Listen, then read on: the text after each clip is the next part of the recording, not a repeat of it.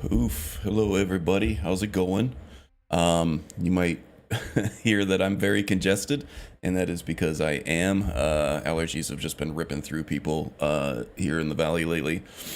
There's a lot of wind, a lot of windy weather, but the weather's been really nice, so we've been keeping our windows open, which in retrospect was probably not the greatest thing for my sinuses. So, yeah, you're gonna have to deal with Croaky Karn today. Let's see in the chat. Who do we got? Magus was lurking early. Yeah, sorry for being late. I wasn't actually pooping, not yet anyway. I'm gonna wait to take an hour-long break in the middle of the stream for that. No, my wife got stranded at the car dealership. She was just going in to get an oil change for. She had an appointment for it and everything too, so she really was, counting on getting there, dropping the car off, waiting, maybe 30 minutes to an hour, and then getting the car back. But they quoted her 3 to 4 hours. Which at that point, why do you even make people make an appointment? That's pretty terrible. So I had to swing by and pick her up. That put me behind a little bit. Or you can just believe that I was pooping. That's fine too. A lot of times I do poop, and a lot of times it does make me late for things. So not inaccurate all the time. Nobody came here looking for booty. Well, it's not going to be that kind of stream. Oh. A different kind of booty. Yeah, no, there should be lots of booty. Lots of loot. Lots of loot booty. So it sounds like you're in the right place. Arif is here. Welcome, Arif. Hope you're doing well. The End King, I see you up there.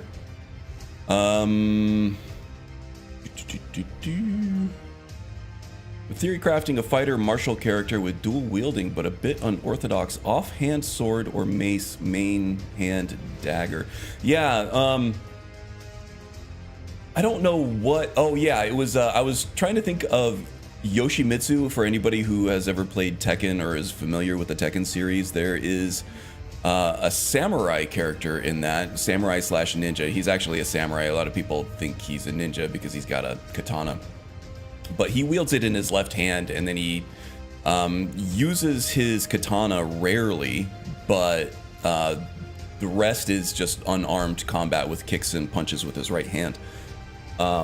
So I've been kind of, that I have had a build concept in my head for him for a little while of how I would make an offhand sword build work. It's completely off meta. It probably shouldn't work for obvious reasons, right? But I think it would be interesting. It would be a very novel build nonetheless. So if you wield a sword in your right hand, or any weapon in your left hand, I mean, and then you have an empty open hand, that leaves your right hand open for unarmed attacks. And then same with the power attack from your right hand, you get the kick attacks if you have the whatever that unarmed combat is, that unarmed combat animation mod that gives you the power attack kicks animations. So that would all work pretty well. It's just, it becomes a gameplay thing, because in Ordinator anyway, you have to have 2 unarmed hands in order to get the benefits from the light armor unarmed perk tree. And then of course just wielding a sword and trying to fight with that in your offhand only is cumbersome, to say the least. So it would definitely be a challenge, but I think it would be fun to at least try. Yoshimitsu's pretty cool, been in every game. Yeah, he and I think Nina are the only 2 characters that have been in every game. Maybe King as well. Yeah, and they always revamp Yoshimitsu's character design in every single major update of the game, and he gets crazier and crazier with every new game. It's always, whenever they announce a new Tekken game, I'm always like, okay, what kind of crazy shit are they going to do with Yoshimitsu's design now? Yoshimitsu's awesome. In later games, you can manually put the sword away or pull it out. Yeah, and that adds a whole new wrinkle to his gameplay. It's like, usually you do more damage with the sword put away, but then there's certain options you don't have where you have with the sword. Like, one of his best moves is called, I don't know if it's technically called the Flash, but there's a really super fast move that he has with the sword. I think it's it might be a 10 frame move, which is like one of the fastest moves in the game. And if you get it on a counter hit, if you interrupt somebody else's attack with it, you get a free combo opportunity, a free juggle opportunity. And you can only do that with the sword out. So it's like, for the most part, you want the sword away, but his best move has the sword out. It's like it's kind of a cool little balancing act there. If you're playing Yoshimitsu, you can't wear an armor longer than 3 in-game because of the way that his character designed. Yeah, that would be a fun little mechanic. Yoshimitsu isn't in 8? I almost was certain that he was. No, Kazuya was not in Tekken 4, I think. No, it was Tekken 3. Kazuya was not in Tekken 3. He was supposedly dead for Tekken 3. He came back in Tekken 4.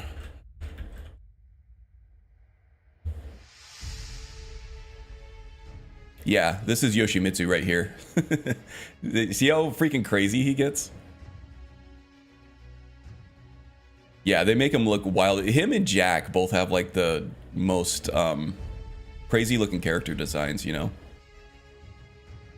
Is Hayachi Mishima dead again? I'm not sure if they brought him back.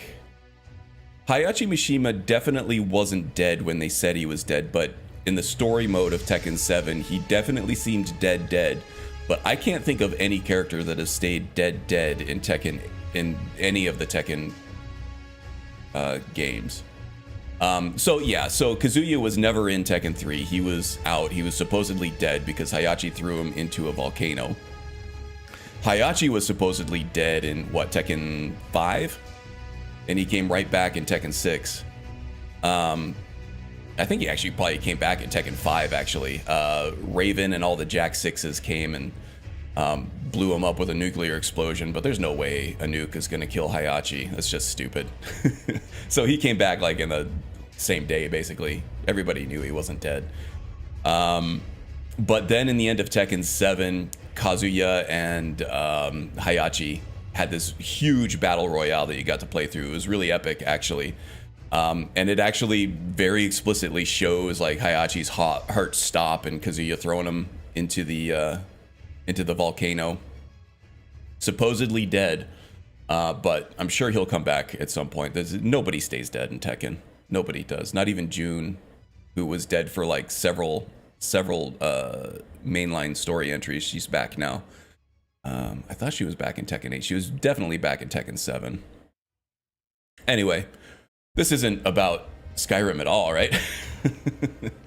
No, AI is wrong all the damn time. I've been up on that pedestal for a while. I've been using it for work a lot, and then I've been trying to use it for like Skyrim builds and stuff, and it's just super duper inaccurate. Doesn't matter which one you're choosing. I mean, like, the Elon guys will always say Grok 3 is the best one, and then people who like really don't like Elon are gonna say, you know, ChatGPT or Claude or whatever is the best. They're all pretty much the same. Some of them are better at some things, but they're all pretty much the same amount of terribly inaccurate all the time.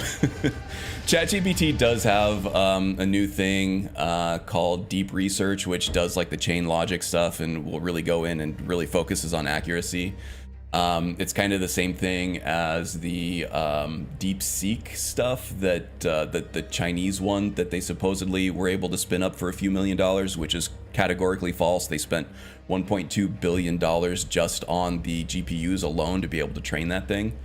And that's something that, you know, Grok, OpenAI, Claude, Google, everybody's been working on for a long time. It's nothing new, but it did cause like a stock market disruption for a while. But no, it's nothing new. It's all still terrible.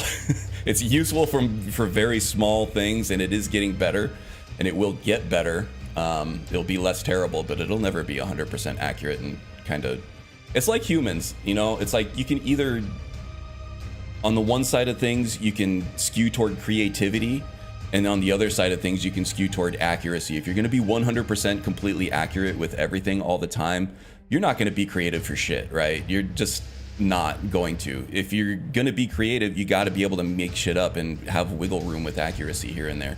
It's what they call artistic license. It's okay. You need it. 100% accuracy is just not entertaining. So that's my view on all that. Yes, American work companies, please use our Chinese AI fully confident. Yeah, that's another thing too. It's like you don't, even with the US stuff, it's not completely confidential. They're just stealing shit from copyrighted materials all the time, and they're just like, okay, well, this is going to give us so much power that we're just gonna do it anyway, and then we'll just deal with the lawsuits when they come. It's crazy. The one from X is supposedly better. That's the Grok one, yeah. Although I never, yeah, it's not. It's about the same as everything else. It's about the same. Might be better for some stuff, worse for some other things. OpenAI has had the market cornered on its training for a long time, so they had a huge head start. They're going to come out with stuff a little bit faster and a little bit better, but that gap is quickly closing. All right. Let's see. Yeah, so if you're looking for an accurate answer, don't ask AI. It might give you a creative answer that sounds really it sounds good, but that's what AI is good at, is giving you something that sounds good that is completely made up. Firefox sells data now too. I think everybody sells data. It never belonged to you in the first place. That's kind of, yeah. We're getting dangerously close to policy here, aren't we? Let's talk about Skyrim. Yeah, we're talking about Tekken. Tekken is awesome, by the way. I've been getting back into the Tekken 8 a little bit last few weeks. I'm smurfing hard. I got a lot of legacy skill in Tekken 8, so these lower ranks, I think I've only lost like a total of 3 or 4 matches out of like 50. And I'm ranking up fast, but I still, you know, looking for good competition. Once I get into the purple ranks and stuff, I'm sure I'll start getting my butt kicked. But it's been fun smurfing the noobs in the meantime, for sure. Skyrim Tekken build suggestion: download a Panda mod. There you go. You gotta have Panda and Kuma.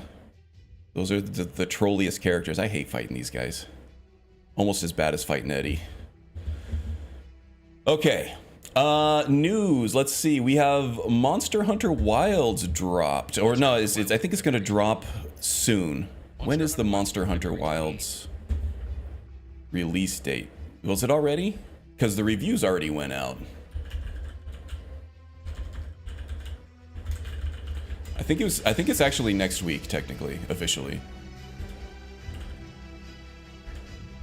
February 28th. Oh yeah, so it did already drop. And that's right, because I was looking at the reviews on it. We are sitting at 53% mixed, and from what I can tell, all of the bad reviews here are all about performance. All about performance. The game itself is great, but it performs like crap on mid to low range PCs. The Digital Foundry reviews kind of said the same thing. They even tested on high-end systems. They saw a lot of instability in the frame rates, even though, you know, it was dipping into the 50s and stuff, which we're used to for Skyrim. Just moving the camera turned the frame rate time, the frame times, just completely unstable. You're getting a lot of choppiness and stuff, but for the most part, it's playable on high-end systems. They almost force you to use frame gen, so if you're running below a 40 series card, you're going to have a hard time. Consoles seem to be better, more playable, more stable, even though not performant. You might be stuck on a 30 frames per second mode or an unlocked 60 frames per second mode that's very unstable. So this is another case of a really good game. This is the problem that I had with Black Myth Wukong, is that it was a fantastic game and I liked it a lot. I just couldn't finish it because the performance, the frame timing made it completely unplayable. So if you're looking into getting this game, it's probably worth a playthrough, but I would say wait a few months for a patch on this. Pretty much like any other game that's new, right? Wait a few months, get a patch, get it on sale, you'll have a much better experience, right? 100 frames per second constant or bust. I'm happy with 60 frames, honestly. 60 frames is perfectly smooth enough. As long as it's a smooth 60, if it's a choppy 60, then no, it could be just as unplayable as a 30 frames per second game. But 60 is good for me. I will say I've been spoiled with high frame rates on the 4090 though. PC gaming, when you have a good experience with a good PC port, it's gonna ruin you for a lot of other stuff. Yeah, it's getting pretty good reviews otherwise. Google users are liking it. In fact, a lot of these reviews, and this is ACG's review here, he tends to not be too glowing or too angsty on any kind of game. He just gives you the straight scoop, right? ACG, I love ACG. He's really good. Like I said, he takes a lot of the sentiment out of things. He doesn't get into like the petty politics of things, or the you know, just if the game doesn't do something in the writing that he doesn't like, or if it's not as deep as God of War or anything else, he's pretty much okay with it. He'll go through the whole thing. He'll talk about the technicals. He'll talk about the sound, the game, the character designs, the gameplay, and everything, and he'll tell you what he thinks about it. Cool guy. He was a little bit more middling on it. He said it's a great game, kind of crappy performance. Probably wait for a sale, wait for a patch on it. And I, from what I'm hearing, I tend to agree. I haven't played it yet. But a lot of other reviewers are saying it's Game of the Year material. I think Fextra Life gave it an early Game of the Year. Like, this is his Game of the Year so far. He's obviously playing on a high-spec PC though, so you know, you gotta take that for what it's worth, right? I know why 60, but why other games? Most monitors are still 60. Yeah, most TVs are too, and you gotta. As PC gamers, we're kind of a niche. We're a very small part of the demographic of gaming in general. Most people are playing either on their TV or their phone. And for people who are playing on the phone, we probably have very little in common with, right? People who are playing on TV are probably playing a lot of the same games we are. They're just playing it on a TV and on a console. But most TVs out there are still 60 hertz. Most TVs out there do not have any kind of VRR. So even if you do have a 120 hertz TV, it's more likely that you're gonna, if you're trying to get 120 frames per second on that, it's gonna be really choppy. It's gonna be all over the place. But yeah, I got a 120 hertz VRR TV that was built for gaming later last year, and it was a very big deal for me. It looks beautiful. I don't know, phones aside, I've had 144 hertz TVs for years, and they're not TVs or monitors. Yeah, most TV, you go to Best Buy and you go down the TV aisle, the vast majority of those are 60 hertz. Monitors are different. Most monitors are probably 60 hertz. If you just go buy a $100 monitor off of Dell.com, it's most likely going to be a 60 hertz. For example, attack bonus or focus for others. For example, faster draw, meaning you can use the sheath ability with a long sword. Use Setlink Play for my laptop onto the TV and play Roller Coaster Tycoon 2-in-1. There you go. Good stuff. Welcome, James, by the way. Glad to see you. Skyrim and FS17. I'm looking 80 FPS and high killers for graphical effects and animations that are hitting hard. There you go. 80 FPS, the difference between 60 FPS and 80 FPS, I can tell, but that comes from years of 60 plus FPS gaming, right? Most people are going to be very hard pressed to tell the difference between 60 and 80, let alone 60 and 120, really. It makes it's more obvious if you're actually playing it and you have, especially on keyboard and mouse. If you're playing on keyboard and mouse, you're definitely going to tell the difference. Well, not everybody's going to tell the difference. Some people just aren't sensitive to it, and those people are very blessed. In no way am I like calling these people like lesser than gamers because they can't tell the difference between 30, 60, and 120. Those gamers are the luckiest gamers in the world because they can play everything at 30, be happy.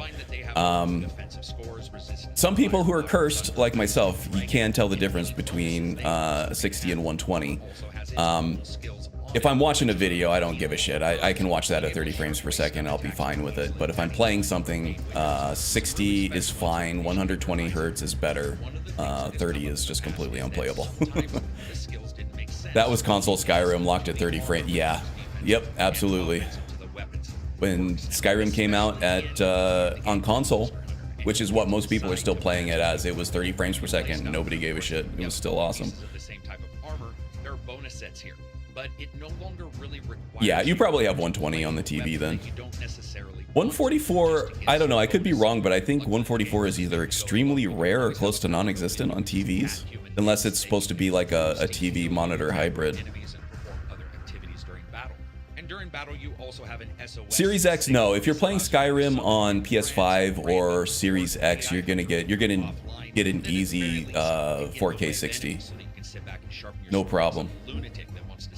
This one must be blessed. There you go, Tom.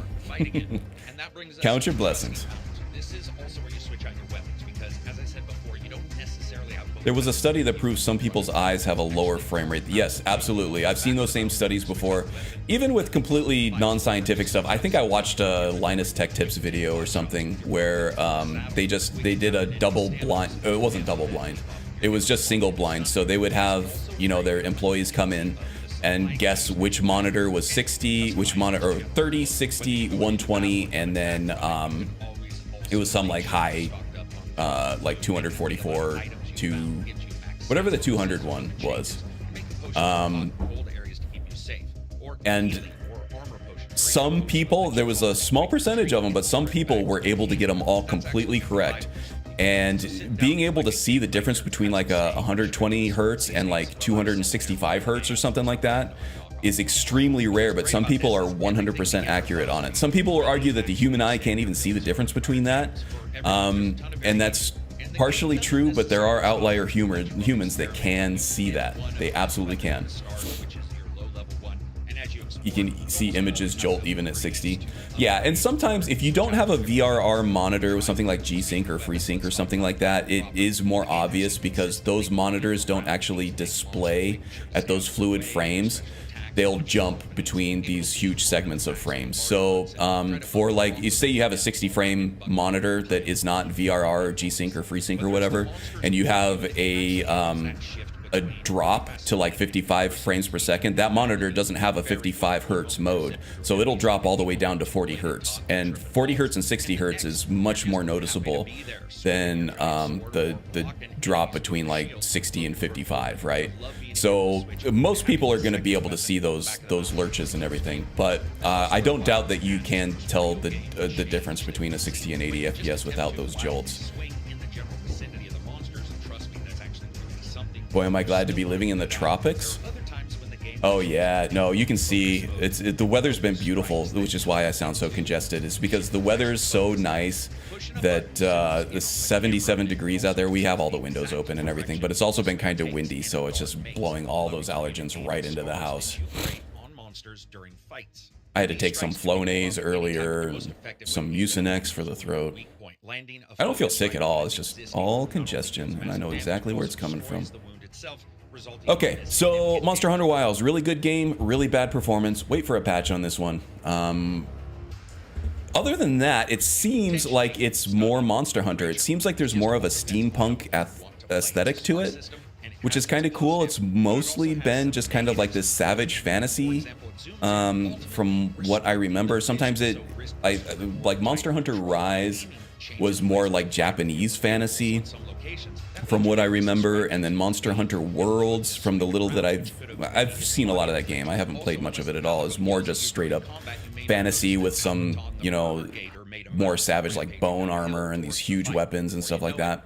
This one seems a little more, like I said, steampunk themed, which is a cool little departure. It also seems to have more of a focus on the story, which might, if you weren't a fan of Monster Hunter because of the lack of story before, that might drag you in. So some things that are small to big departures from the regular one, but other than that, from you know, previous Monster Hunter versions.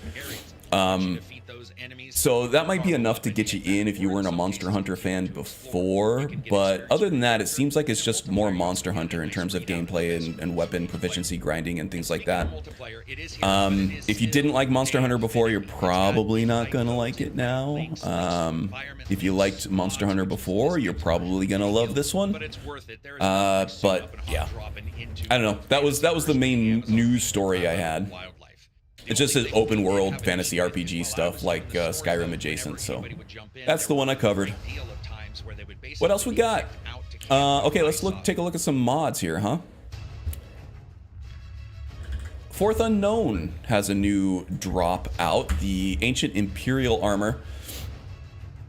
Vision is more motion tracking than clear vision, so it doesn't bother me much, but I can feel the jolts in my skin almost. Ew. That doesn't sound comfortable. Was Monster Hunter DC game, if I'm right. Monster Hunter went all the way back to, it was a Game Boy, no, it was a Sony PlayStation, PSP. It was a PSP original, I think. And it became so insanely popular on there that they started to expand to other platforms. But it is a Sony PlayStation portable original. And then it was ported to other things like PC and everything, but it took a while. It was a huge money printer for them on PSP. And PSP never really took off well here in the States. I think they made a fair amount of money on it, but it never became the cash cow that it was in Japan. And it's just because, well, at least from what market analysts have theorized, that Japan is just much more limited on space than we are here. And there's also a lot more public transportation. So the PSP took off because you could be sitting on a train going to work or whatever. The commute is a kind of a big deal in Japan. You would like live in the outskirts and then take public transportation on a train into the city to work and then take the train back out to home. And those commutes could be lengthy. So everybody had a PSP, everybody was playing PSPs on these trains, and the Wi-Fi on the PSP itself could connect peer-to-peer with other PSP players, like on your train. So that's where the analyst said this probably took off in Japan a lot better than it did in the States, because other than extremely urban environments that are scattered across the United States, we just don't have that here. Most of us live in suburban areas. They probably work in suburban areas. So our commutes are shorter and we're probably driving ourselves instead of taking public transportation. So yeah, that Wi-Fi, they could just kind of hop in, play with some rando stranger and take down a monster on their way to work and their way home. And it was just a huge pop culture phenomenon for them. It sounds kind of cool, actually. Okay, so Ancient Imperial Armor. So this is very high quality. This is very reminiscent. If you know the other Fourth Unknown armors, this one probably looks pretty familiar. This one kind of has the same texture as that Argonian, like totemic armor that they put out not too long ago. Oh, it's probably a couple years ago at this point, so maybe it was a while ago. But this looks really high quality. Personally, I'm not sure. I have enough heavy, like good-looking heavy armor in my game now. If I were going to put this in, I don't like the sword much at all. It looks kind of larpy. It looks kind of fat. It's a little plasticky, but the armor itself looks great. If I were going to put this in the game, I would have to have a character concept that was dedicated to using this armor, right? You don't think it looks good at all? Looks fake and plasticky? I think the sword looks fake and plasticky, which is weird because the sword looks like the rest of it, right? Yeah, I don't know. I mean, I get where you're coming from, right? I like the materials on the armor. It doesn't work on the sword, and I think it's just because the sword looks too fat. I think that the texture on it is good because it looks like it's shaped by a hammer, right? It has the little divots in it all over. You can tell that's where the blacksmith was hammering the stuff down into shape. I don't mind that. It does have the bronze look to it, the tarnished bronze look, which is cool.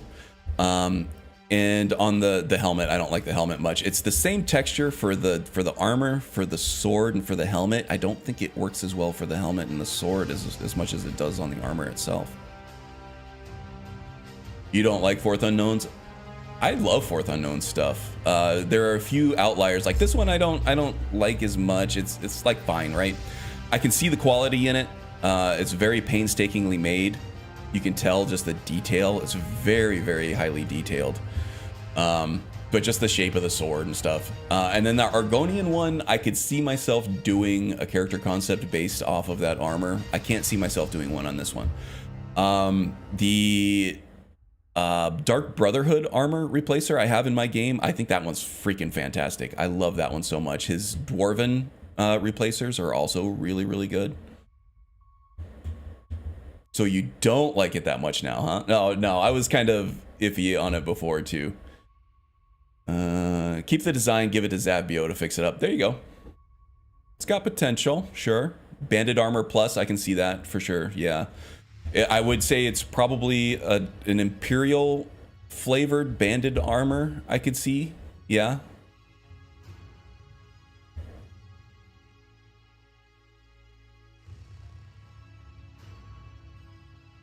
If it was better quality, the helmet and shield could be cool for Marisa. Yes, indeed. And that's something that's been on my back burner. I got so many build concepts I want to do, you know? It's a mid 20 further up close, no fucking way. You like the vanilla banded armor. Yeah, but I don't think a self-respecting Imperial would be caught dead in the banded armor. An Imperial, I like the closed faced. That looks kind of cool. It really depends on the lighting. This lighting makes it look awesome. The brighter daylight armor. See, I don't know. I think that looks sick. Looks like there might be a lighter variant without the snake or dragon on the top and without the pauldrons. A little more scouty, but still with the huge breastplate. I don't know. I like it, but like I said, there are other armors like I don't know, it was the infantry armor, I think kind of does the iron thing a little better. I would be more apt to put that in my game. I don't know. I still like it. I think it's high quality. Did I put the link in the chat? I think I did. Yeah. No, I didn't. Here we go. I'll paste it.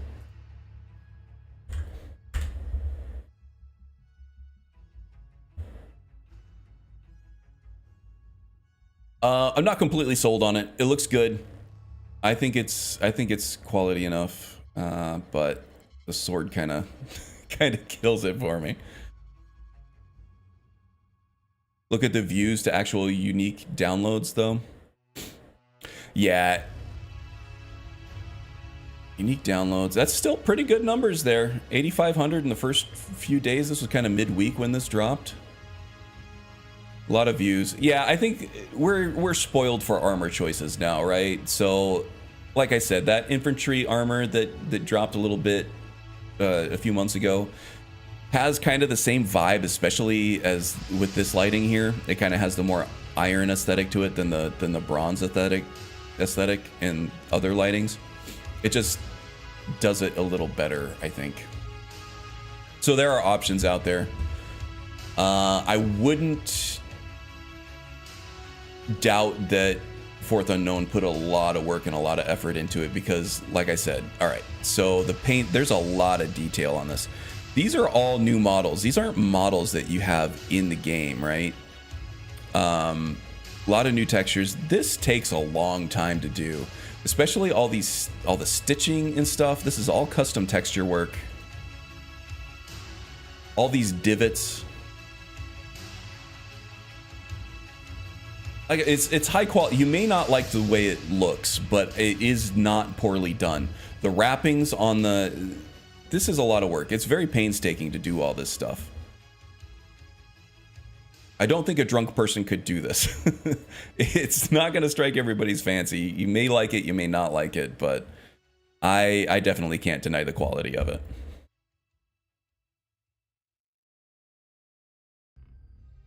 It's not worth the free price for you, Magus. But as a consumer of free mods, I say no. I get you. All right. Okay, so let's see. Jay Serpa. has a new mod out. This one is some new illusion spells. I don't mind the rivets. It's the Dwemer. It's a Dwemer smithing tech. Yeah. Nordwar is great. I like Nordwar a lot. Both the Stormcloak and Imperial. Yeah. I think I prefer those as well. Oh, Magus doesn't like Nordwar. I have an older version of Nordwar. I think goes easier on the rivets.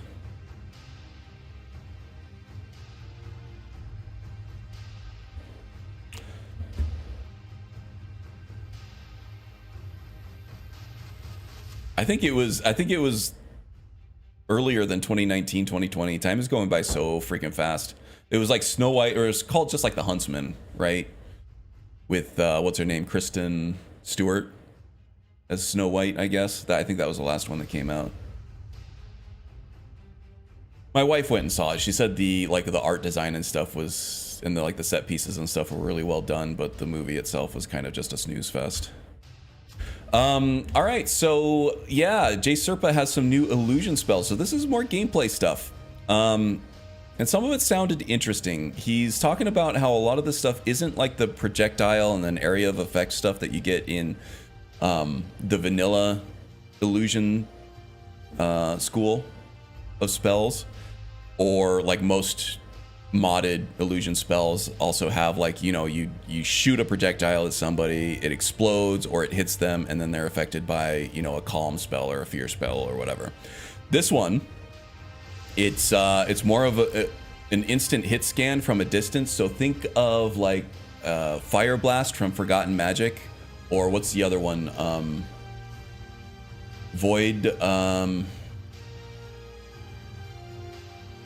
The Void Bolt,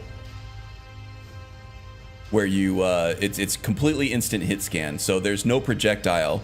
You just cast it at the enemy, and if your cursor is on them, it's gonna instantly hit with the effect, right? And there are, you know, there's plenty of spells here, in each spell rank, each doing unique things, and I'm not going to go over all of them, but oh shit, do we have the blink spell? Oh yeah, it looks like he has some other stuff here. Cure Poison, Throw Voice, Blink, all, you can turn them on and off in the foe mod. Cool. So it's not just illusion, you get some extra stuff here. Blink is always fun to play with, right? Blink is great. Cure Poison is something that is missing, but also highly useful. You always forget to take a Cure Poison potion with you, and then all of a sudden you're beset by frostbite spiders or like Charis, and especially at lower levels, you see that poison just eating through your health, and you know there's like still so much poison left, and you don't have health potions, and you're gonna die. All you can do is just sit there and watch your health be just deleted, even after you've killed all the enemies. So yeah, having a spell that just kind of deletes that poison effect helps. And it's an adept restoration spell, so you don't just get it for free, right? You lurking here, Jay? Yeah, Jay Serpa does all kinds of stuff. I thought Jay Serpa was just kind of like a town overhaul kind of guy, or maybe he did some like textures here and there, but I started looking at his profile, and he does a lot of gameplay stuff. Like quest expansions and things like that. Cool stuff.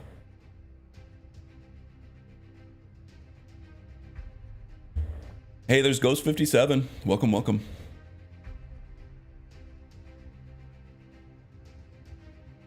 It's funny to me that illusion is an accepted school of magic. You're all about restoration, but throw illusion out. Hey, it's better than mysticism. Or at least there wasn't room for both of them, in my opinion.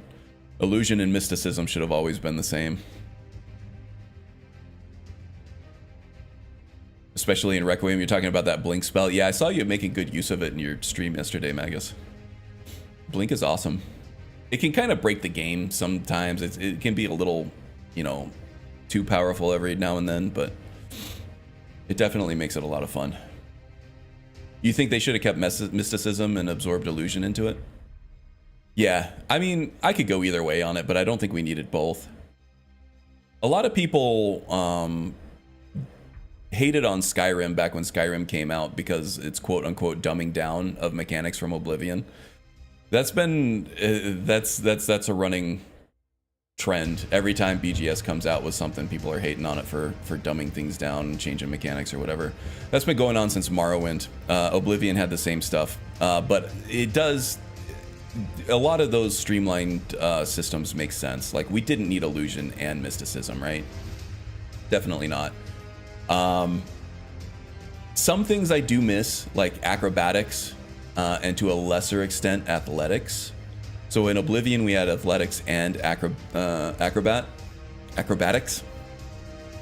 I think we probably could have combined those into one tree itself, and then instead of just removing them both, right? It needs something. Like for a barbarian character or an acrobat character, you need some of those things to enable that character concept. So as PC players and console players to a lesser extent, we can go get mods that make up for that. But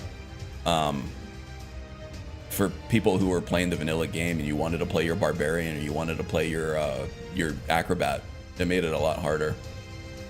If not just plain impossible. Like a barbarian in the vanilla game, it's like you don't have like your dodges, you don't have like your jump attacks, you can't like jump out of danger.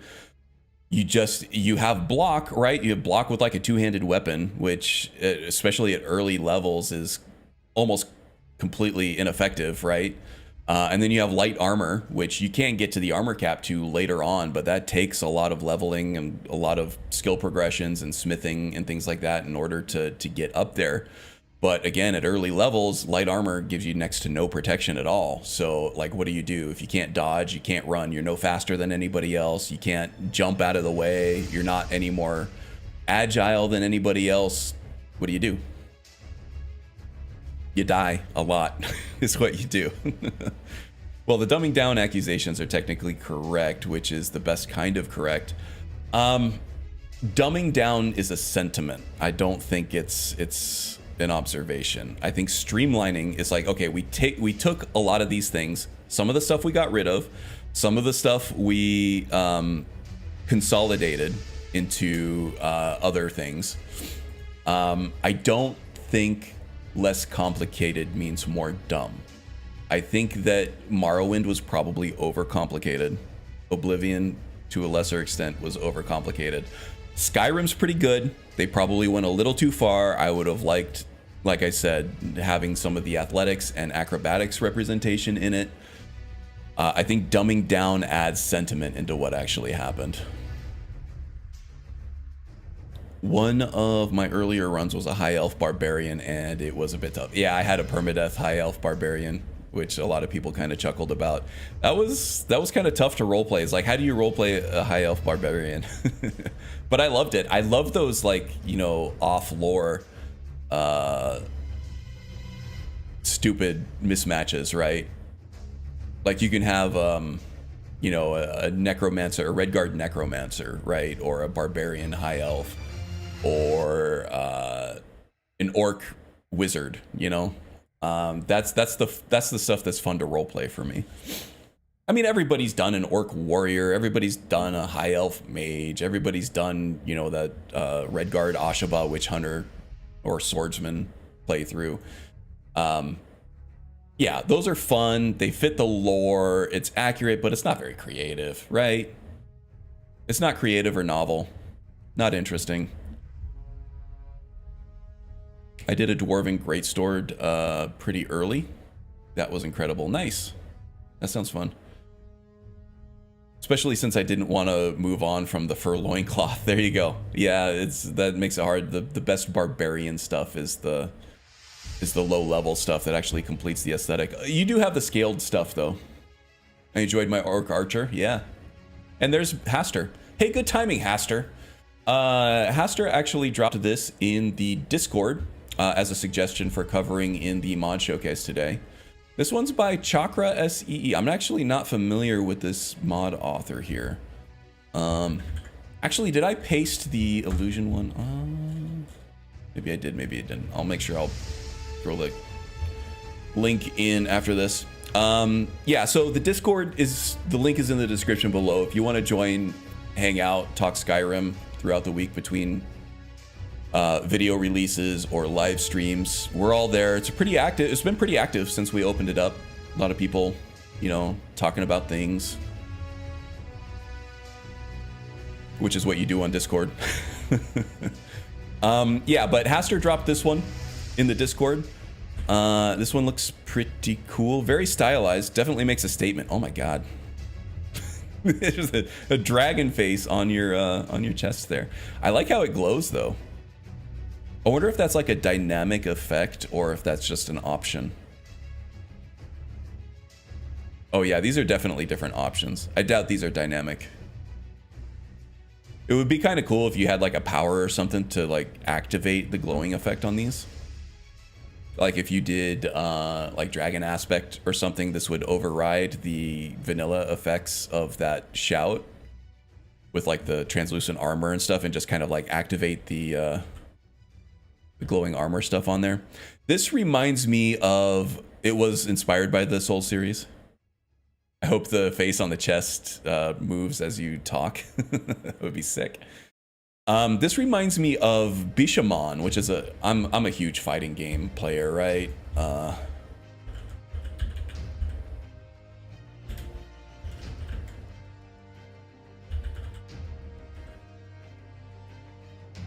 It's not Bishamon, it's Bishamon. This guy was a character in the old Capcom IP called Darkstalkers. And this is where you have like these classic monsters fighting off like facing off like Street Fighter characters. This was a lot of fun. You had your werewolf, you had your like Frankenstein's monster, you had your zombie here with Lord Raptor, you even had you had a mummy. This guy is a cursed samurai that got cursed by a demon, and this is the demon right here that manifests in the chest plate of his armor. And this guy does like growl and snarl and stuff as you're fighting. So this was a really cool concept. This kind of reminds me of that. Bishamon and Yoshimitsu sensing a theme. There you go.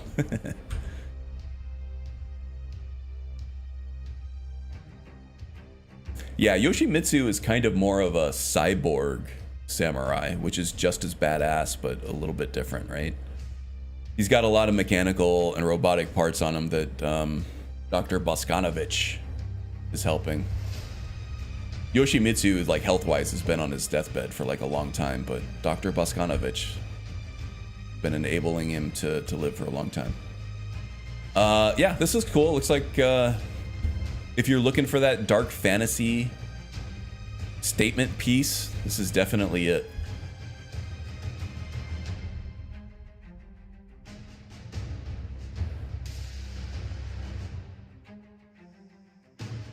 Chakra SSE is the one that caused all those issues for me in the RL server and made the console mod about me. That, oh no, I'm sorry, Magus. That's a lot of trauma to bring back up. Holy crap. I'm sorry, I gotta laugh. That's crazy. I don't know if I pasted the link for the illusion stuff in there. Yeah, sorry, dude. I had no idea. Just so coincidental. So obviously I won't be, yeah, no, I don't blame you. Silent, what's up, buddy? Hope you're doing well. We just got done with the mod showcase here, and yeah, I'm kind of burnt through the community spotlight, people who do any kind of content creation. I might go make the rounds through all those again at some point, but I've been having less and less time to kind of prep for these streams lately. At some point things will slow down a little bit and I'll be able to do more prep time for these streams, but in the meantime there probably aren't going to be any more community spotlights. Modded Pedro Pascal into the game. Nice. He made pedo mods? Oh no. Great suggestion, Haster. No, I'm just kidding. All right, I'm gonna take a quick break. I have to refresh my beverage and take a quick potty break. It's a number 1, it's not a number 2, so I won't take very long. I'm kidding, Aster. Nobody knew. All right, so I'm gonna do that. I should be back in a couple minutes, and we'll get started with the Pure Thief, right? All right, guys. See you soon.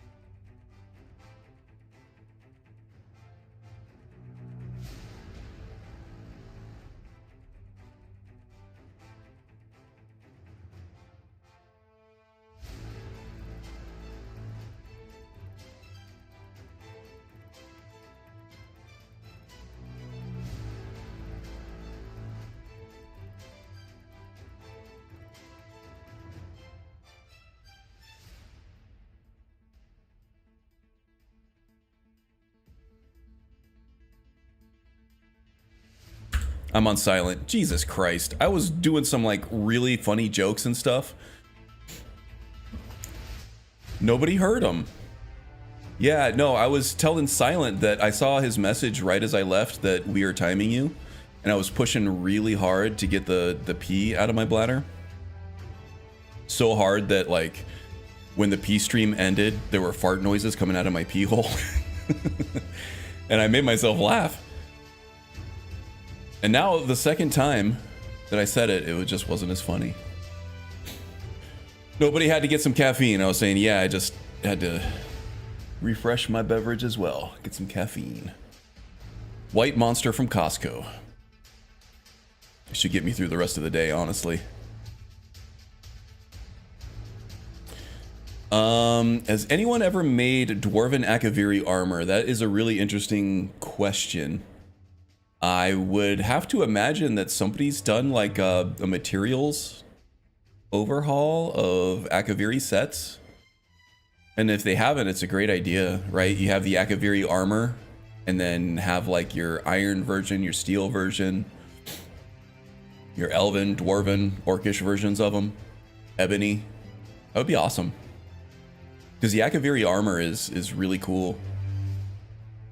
I haven't really talked to anybody that said they didn't like the Akaviri armor. In any game, really.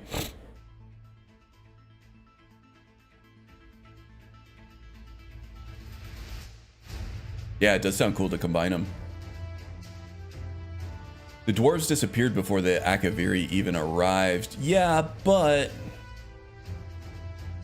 dwarven materials crafting has been around in all of the games, so I feel like you could get some enterprising craftsmen that could make Akaviri armor with dwarven materials. And there you go, you got dwarven Akaviri armor.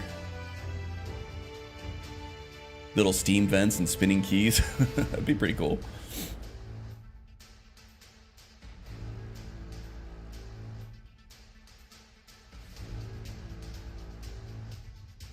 Is Karn in the room with us right now? Yes, we are.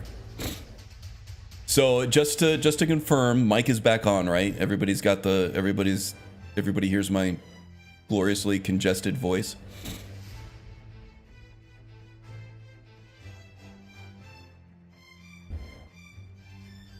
I always hear Karn when I'm walking or fishing.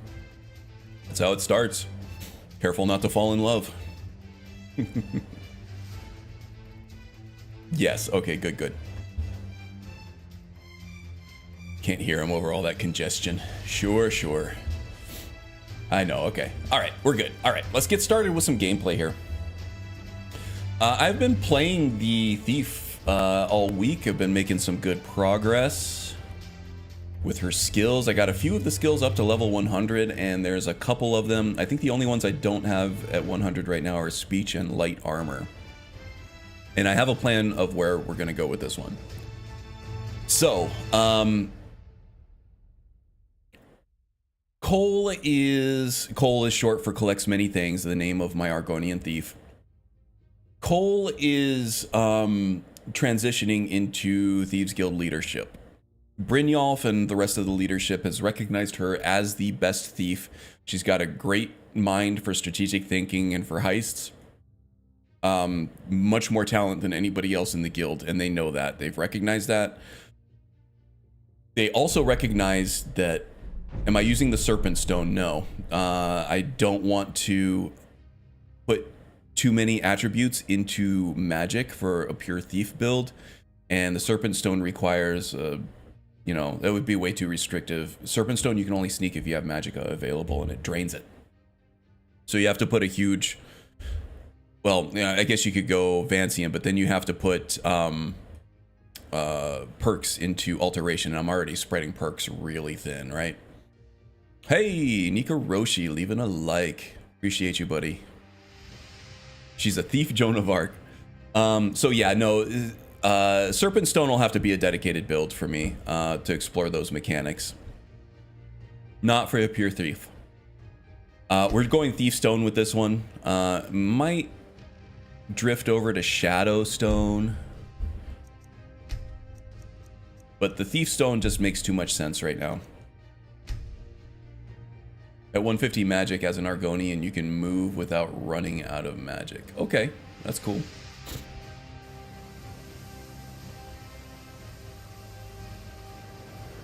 Of course, Cole is the best thief. She can literally smell the valuables on people. Hell yeah, she can.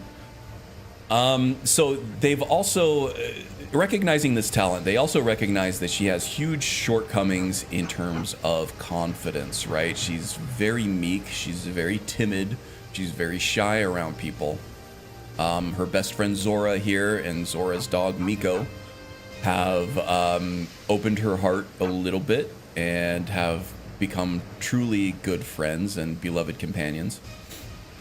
But when, you know, trying to grift people, she can't do that. She would much rather pickpocket someone than try to talk someone out of their money, right? So Brynjolf sent her to Solitude to join the Bard's College, and she is now a fully fledged bard now. She is training with Gerard Germain, her speechcraft skill, and she has been making leaps and strides in terms of confidence. However, once she gets, you know, to 100 speech, she's going to start to become kind of a monster. She's going to get really full of herself. She's going to start thinking that she knows best. Her angry side, her repressed angry side is going to start to come out, and she's going to take a dark turn, which is probably going to lead her to the Dark Brotherhood, where we will get access to the master level light armor trainer in, what is it, Nazir? So yeah, that's probably the path we're taking with the story here. Already, though, she has been leaving Zora and Miko behind to sort of scout places out, and then basically just clearing out entire dungeons by herself and then coming back out and saying, okay, it's all done. And this is starting to lead to a little bit of what's the word I'm looking for? I'm completely blanking. Resentment by Zora, because they used to be like equal partners where, you know, Cole would maybe not be so confident, but she would be the sneaky one, so she would go ahead and scout. And then Zora would come and clean up the mess. She would be the hired muscle once Cole got in over her head or Cole needed some help with something. But more and more, as Cole becomes more confident, she's been just doing these things on her own.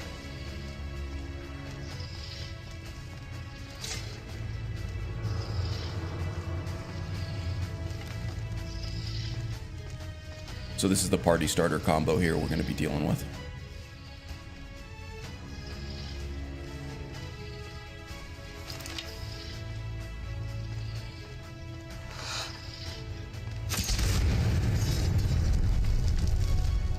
Okay, so there's that. This is going to be a combo that I'm going to make use of a lot with this character, and this will be one of the gameplay combos that I detail in the build guide when that comes out. I also do have my equipment sets in Sky UI set up for a crossbow and for the Nightingale bow. If I don't want the invisibility effect to proc these party starter exploding barrels, I can do an old-fashioned sneak archer stuff with the Daedra crossbow and the Nightingale bow. If I'm going to be doing sneak archery, probably going to be doing the Nightingale bow. I do have a combo in the works for the crossbow, and that is with the shadow power perk. Let's see, what's it called? Smokescreen. I did take the smokescreen perk, and basically for 3 minutes you're going to be undetectable, even though you will have the detection eye slightly open. So you pop this in the middle of a crowd, and then you get to do the TK dodge crossbow combo in the middle of just a group of enemies, just turning them into pincushions with these bolts, and you get just sneak attack after sneak attack after crit after sneak attack. And with the TK dodge canceling of the reload animation, you can really rapid fire these things. This is a once a day power, so you kind of have to find the right spot to use them.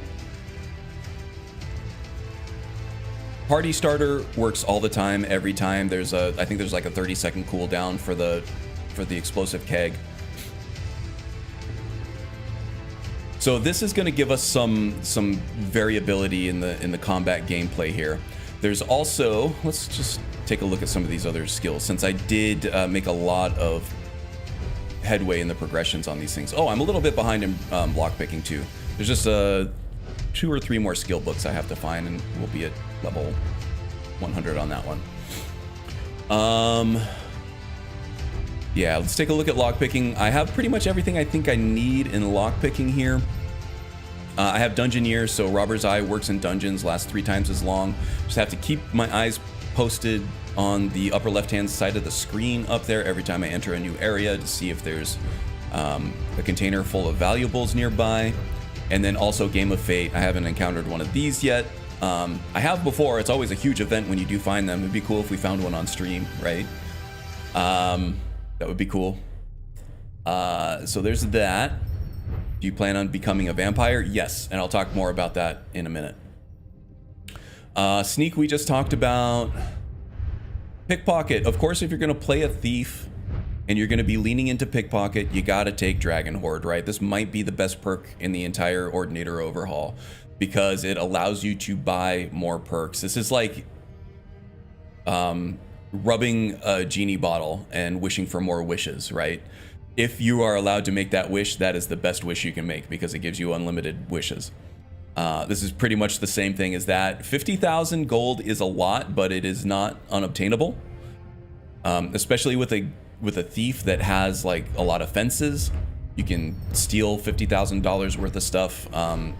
It may not be the most engaging way to play the game, stealing stuff, selling stuff, and then using that gold to buy more perks, but it is a good option to have. Let's see, we do have 4 more levels to get to level 50, and I think I'm going to spend it on both salesman here. You can sell any type of item to any kind of type of merchant. Investor, which, you know, it gives everybody 500 more gold permanently once you kind of invest 500 gold in them. But I'm really wanting to go to fence here so that I can, any merchant I can sell stolen goods to anybody, really. And then trade prints is just kind of a quality of life thing. You don't have to travel as much for selling all your loot. Business relation is almost useless for an Argonian because there are very, very few Argonian vendors in the game. I think Kirava technically is a vendor, but you really don't need discounts from her because she just sells food, right? And then there's what's the guy's name? The one with the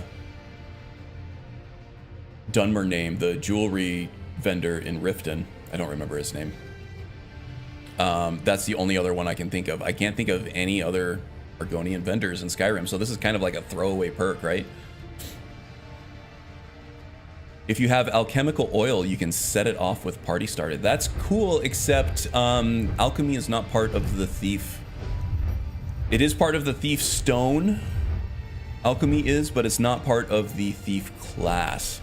So the thief class is the only one that doesn't completely follow its stone, right? So warrior has all the skills from the warrior stone. Mage has all the skills from the mage stone.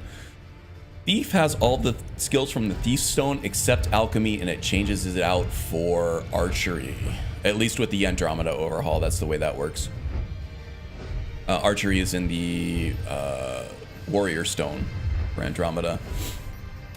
So yeah, archery is in and alchemy is out.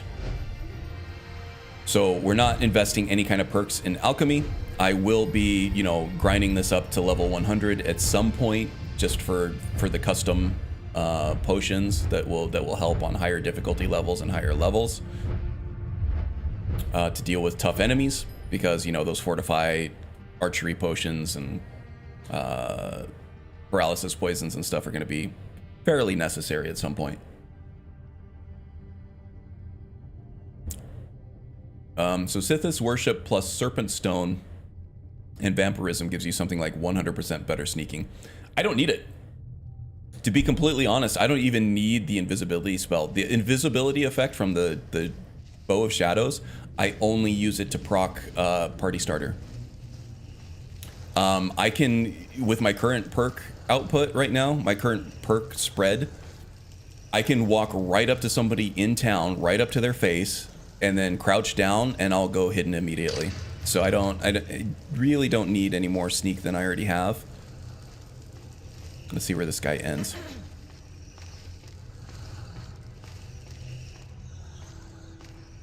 Right about here, huh? I'm getting a little more comfortable. It's kind of a clumsy mechanic, this party starter thing. You can't use it all the time because there are going to be situations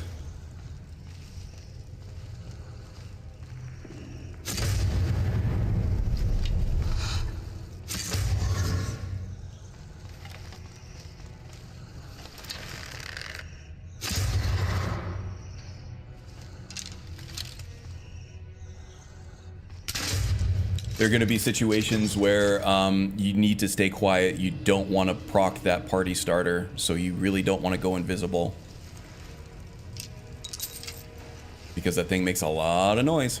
What sneak mods are you using? Realistic AI detection is my go-to. Oh, I'm just using vanilla. So I've used some of those different AI detection stuff. I actually am a big fan of Inai's one that he includes with Ordinator. Not includes with Ordinator, but the one he has the optional file for, the more realistic AI detection or whatever they call it. It's an additional plugin that you can get with Ordinator that makes it so that it makes it a little harder to stay undetected, and it that partial detection status when they're looking for you, it lasts for a really long time.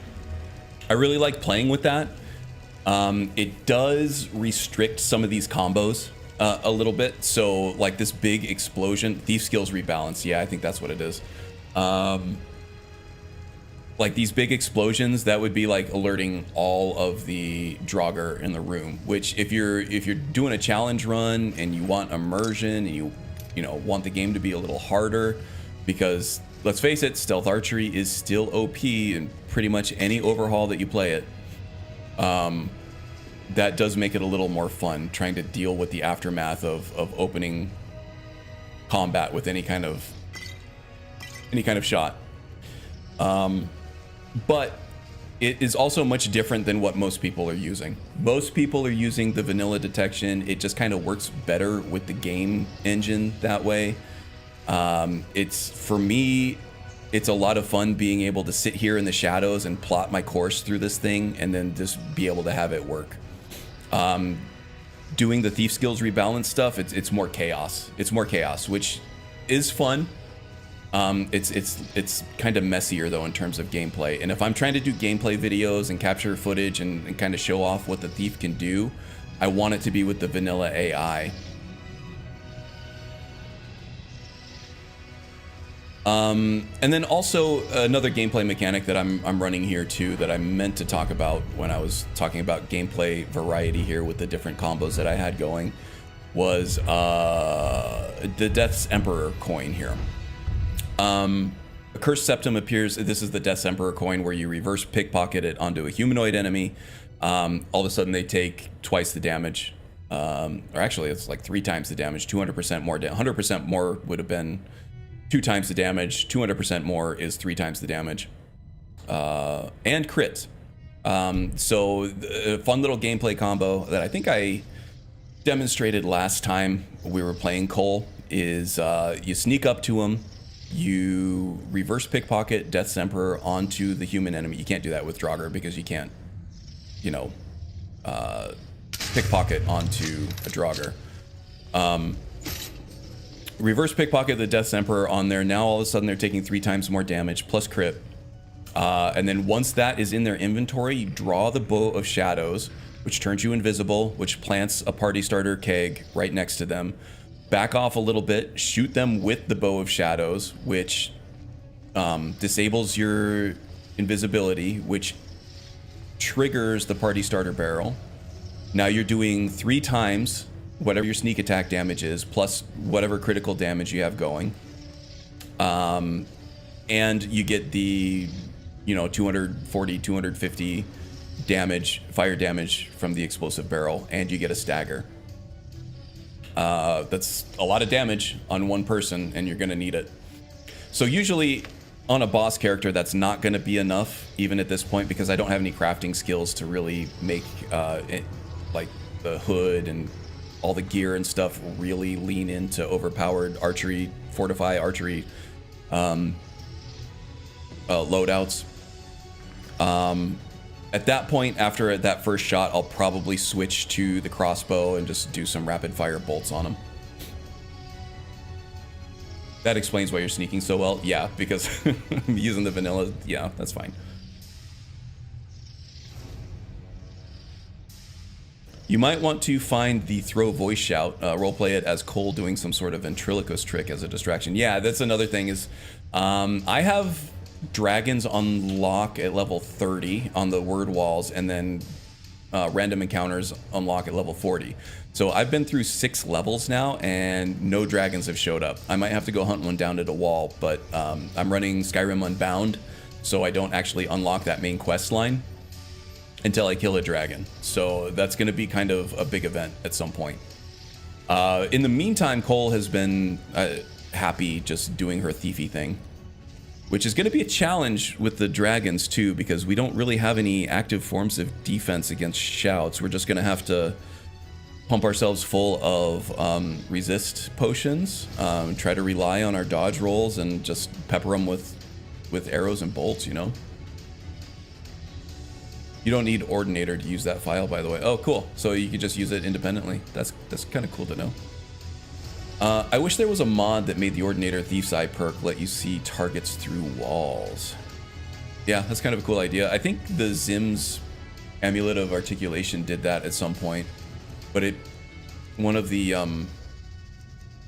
later iterations of his mod, it became the Amulet of Intimidation, and it did allow you to see through walls. Now I just wear it to sell stuff. Yeah, but nobody asked if we were going to become a vampire. We are going to become a vampire. I think that's going to be part of her dark turn when she joins the Dark Brotherhood and things like that.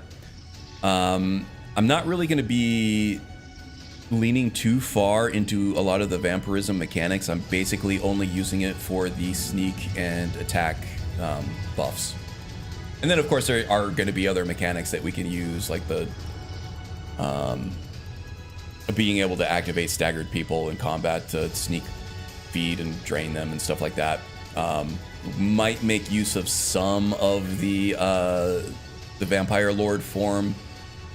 I don't see myself doing a ton of that because this is a thief character, and Vampire Lord form is definitely not very thiefy. But also, I'm already spreading my perks really thin, so a lot of the stuff that would strengthen the Vampire Lord form is really off class for this character.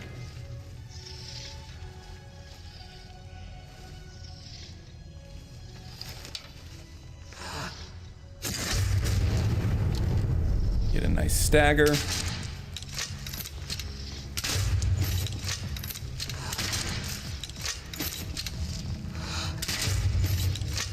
Magus and a Reef must be loving this gameplay. My 2 biggest TK Dodge fans.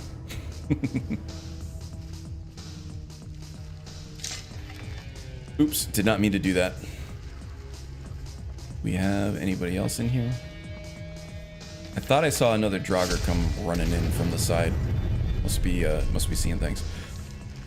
Fucking love TK Dodge. Okay, so Magus and a Reef are gonna be my latest patrons on my next website called Only Dodge Fans. It's gonna be nothing but TK Dodge and tail physics. Look at that. Look at that tail whip around when she dodges. Man, you know you want to pay $5 a month for this. You know you do. Hell, that would be a bargain at any price. Look at that thing whip. Only Dodge fans.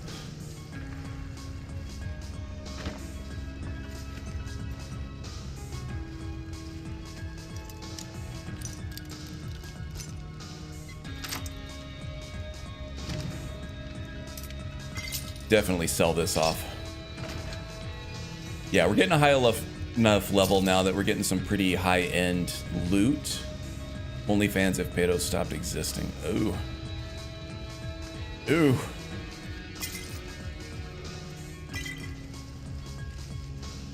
Let's see. Yeah, but you're trading them for lizard lovers, and are they really any better? No, they're definitely better. Still not great. All right, so I am here at Silverdrift Lair because of this Great Cowl of Nocturnal. This seems like a useful item to have. This comes with the full AE upgrade, the paid upgrade that you're doing, right? Karn paying us for that stuff. I heard him say it. No, that's coming the other way. That's coming the other way. Once you have that $5 in your pocket and you see that lizard rolling around with that tail, knocking everything off the tables, you're gonna be like, you know what? I would rather have that than this $5. Take it, Karn. Give me more. Suddenly that $5 doesn't feel as valuable anymore. Pay you $5 not to use TK dodge. I don't know, man.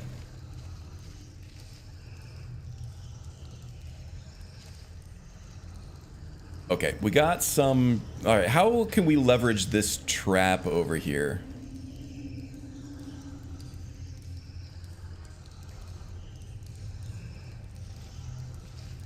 Alright, I got an idea. I'm gonna start with the crossbow. Actually, let's do the nightingale bow.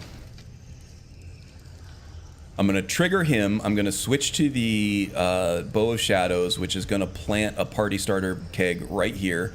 I'm going to try my best to dodge this this guy right here, this trap, and then hopefully I can get a shot off with the party starter barrel to stagger this guy long enough to stay put for these different traps to hit him.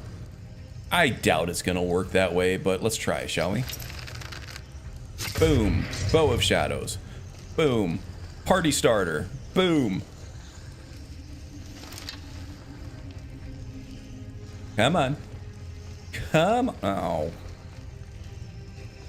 It's not gonna work.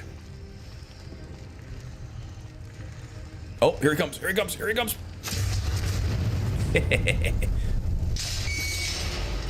Really? That's all? Oh, now he just fully sees me. Okay, we got him with the second one, though. That's good. Whee!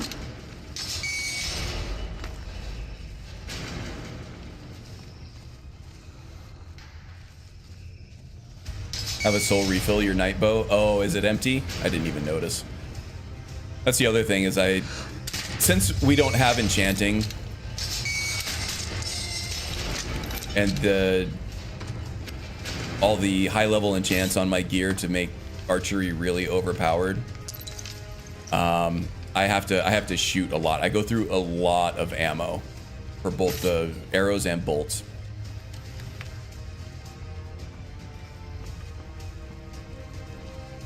So that worked out fairly well. Got a little messier than I would have liked. At some point I can do kind of like just a gameplay video, dungeon clear. I like to do those. They never do well views wise, but they're some of my favorite videos to make. I'm a huge, I don't know if you guys remember back in the day, the YouTuber called Seth for Life. He did a lot of these cool stealth archery compilation videos. Seth for Life, and then the more new school guy is Stealth Gamer BR. He doesn't really do that guy doesn't do Skyrim as much, but he has these like aggressive stealth gameplay videos that are just super fun to watch, in my opinion. I wish he did Skyrim videos, because BGS does have some pretty good stealth gameplay in terms of immersive sims. But he does a lot of like Dishonored stuff and a lot of Sniper Elite stuff too. But I like making videos like that. They never really do well. I'm never as good at it as those guys were. But I would like to practice and get better at it. But yeah, like I said, the viewership on those videos are always really low, but they're some of my favorite ones to make, so I'll just keep doing it.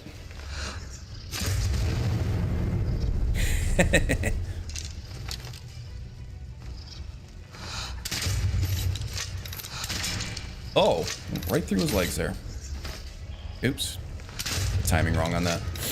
Yeah, definitely have to refine my technique here just a little bit, get the timing better.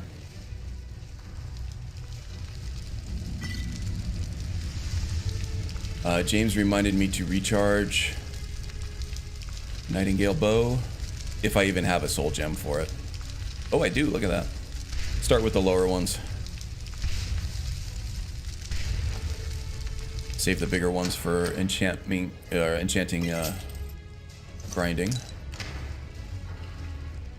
Get some lockpicking skill here. I'm so close to the next level.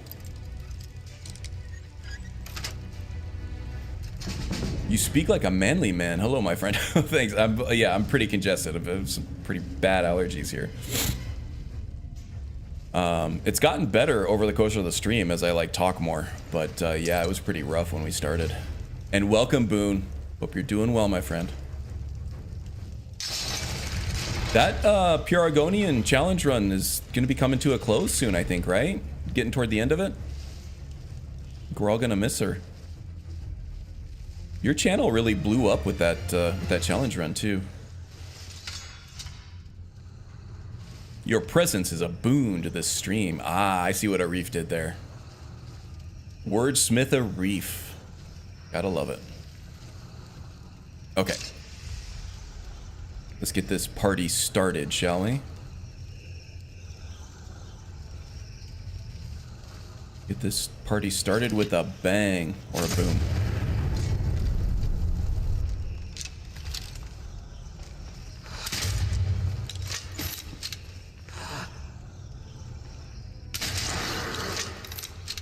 Come on down. I saw 300. I know what Thermopylae is.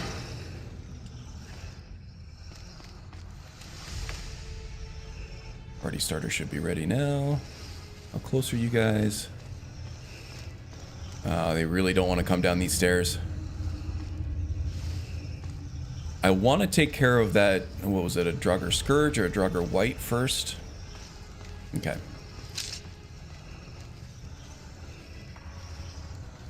Let's do this since the... Oh. Damn it. He's not going to come back, is he? They never cooperate. Alright, so I think I can finish this guy off with one shot from the Bow of Shadows. Let's wait for the Draugr Deathlord. Maybe he's going to come back. I can explode him and kill him at the same time. This is just going to wear off and this is going to explode anyway. Whatevs.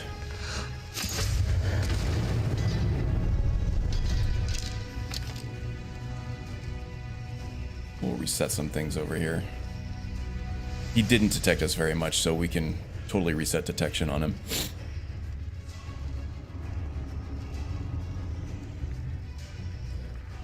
Pretty sure Party Starter scales with Destruction and gets the bonus from the Sneak Destruction perk. I was wondering about that.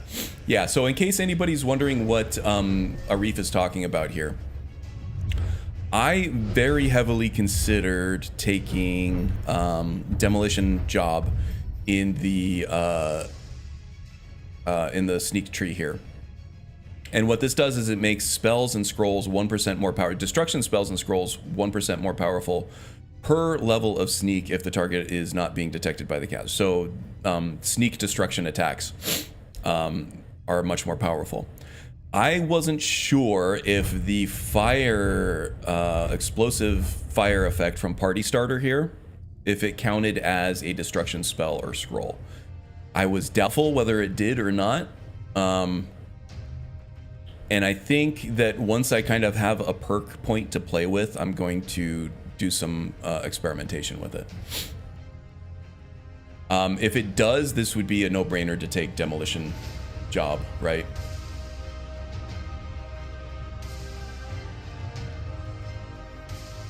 I mean, it makes sense.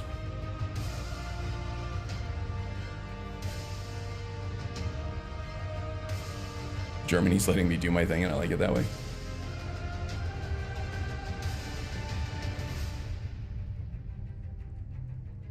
My phone and my TV are in sync with the stream. Sounds weird, especially stoned. Like it though, don't know. It's probably harmonizing a little bit. I like your government. All right. All right. James, you know, no politics. You can DM me if you want, but I don't want to alienate anybody in the chat, you know. You can give yourself one perk. I can. Oh, you can just give yourself perks like that? Dang, I didn't know. Okay, let's do a hard save here. Let's try. All right, so let's talk about how we're going to do this. This is what build streams are all about, right? Hard save first. We'll do an old one. I know overwriting saves makes Magus cringe, but I've been doing it for years. Nothing bad has ever happened. All right. Player.add perk points 1. Could not park. Let's try perk point. No, not working. Ah, there we go. Player.set AV player perk points 1.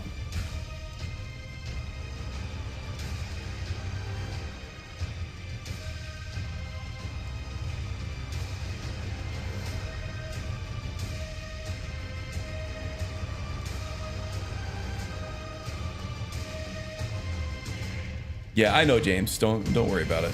We're okay. Player.setAV. What did I put? Yeah, player.setAV. Player per points or player perk points? We'll try per points without the K this time. Invalid actor player per points. Invalid actor value player perk points.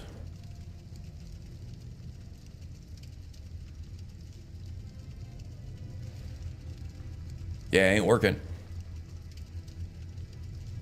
Player.set AV player perk points. I don't see any typo in there. Player per points.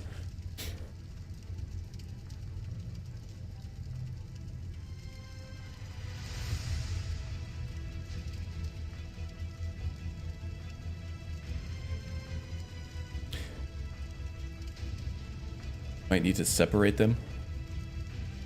Did you ask AI again how to do this?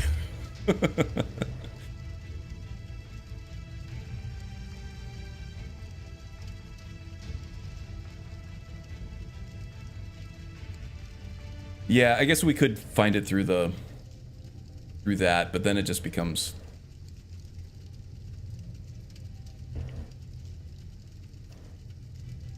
maybe the unofficial patch messed with the syntax. Does it mess with console command syntax?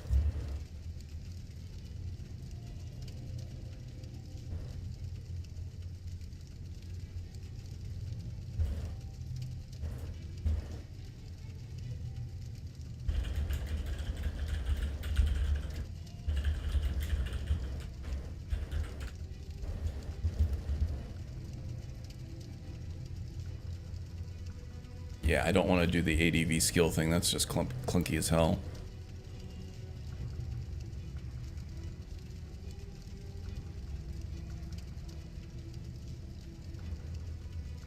Okay, so you can add the perk directly.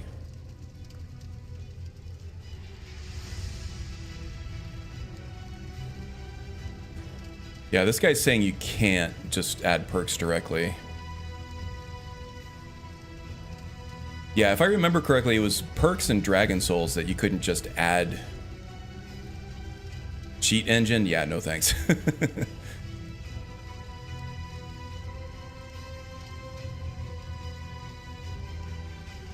Looking on the website for console commands. Yeah, Dragon Souls and perk points, I remember having trouble adding directly. Although there are like things like skill books that will like give you like modded, you can get like a modded skill book that'll, when you open the book, it'll give you a Dragon Soul or a perk point or whatever. So I wonder how they're doing it if they're not using these same commands. It must be something else in the game engine, hard-coded. So we could do, yeah, let's do James's way. Find, what was it? Demolition. Oops. Demolition expert? Demolition job. Okay. Oops, wrong one. Help.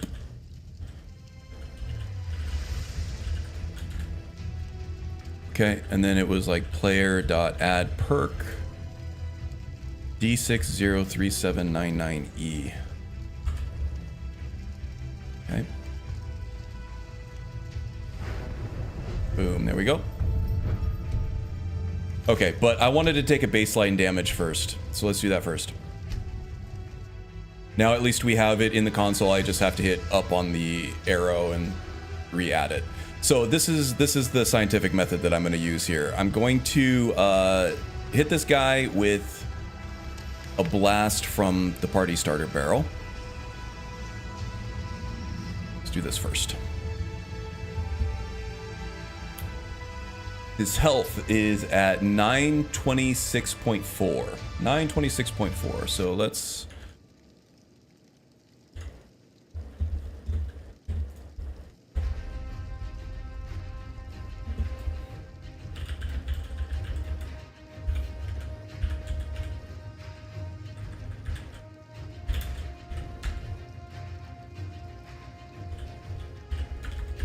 without demolition job.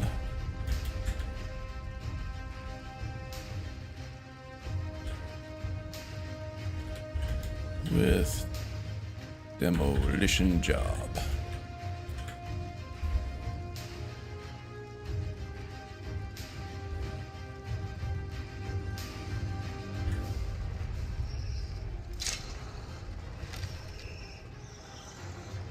I don't think it's distance dependent, at least the perk doesn't say that it is.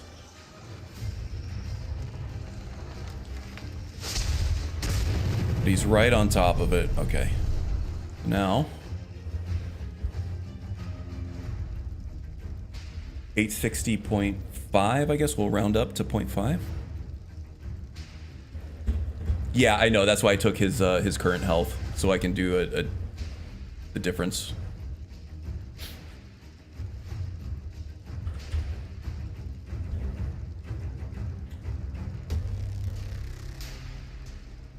Okay. This is kind of fun. This is kind of exciting. Who knew science could be so fun, right? Okay, now we're going to load that up.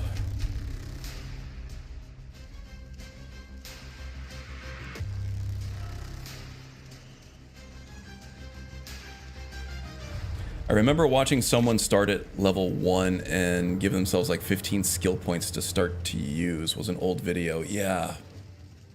I think I've seen stuff like that too, and I'm like, I don't know how they did that. Yeah, maybe it was something in an older version of the game that would allow you to do it. I don't know. I have no idea what is happening here. I'm playing Skyrim a bit differently. Boone, we're doing science. We're doing science in Skyrim. No, what we're trying to do here is we're trying to see if this demolition job sneak perk in Ordinator affects this this perk up here called Party Starter. So this perk here called Party Starter, whenever you gain invisibility, it puts down an explosive barrel, and that explosive barrel explodes for a certain amount of damage scaling on your sneak skill, certain amount of explosive fire damage based on your sneak skill whenever you lose that invisibility. So we're trying to see if that fire damage scales with destruction. If it does, then this demolition perk job will add a fairly significant modifier, multiplier to it. So we're trying to see if this demolition job makes that Party Starter perk more powerful.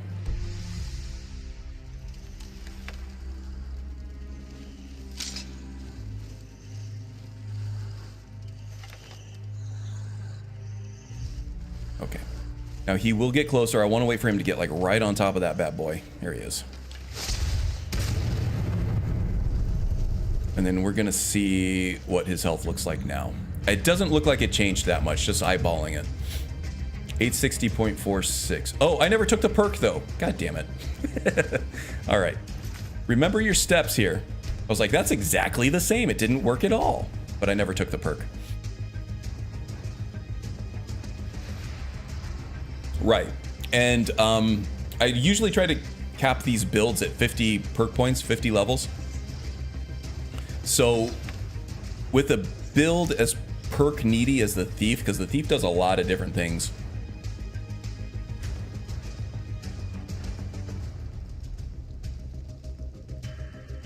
that needs perk support, It's become kind of a challenge to fit this whole build into 50 perks.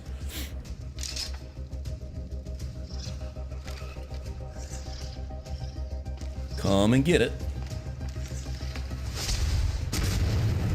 Yeah, I don't see much of a difference just eyeballing it here. 860.46. It's exactly the same.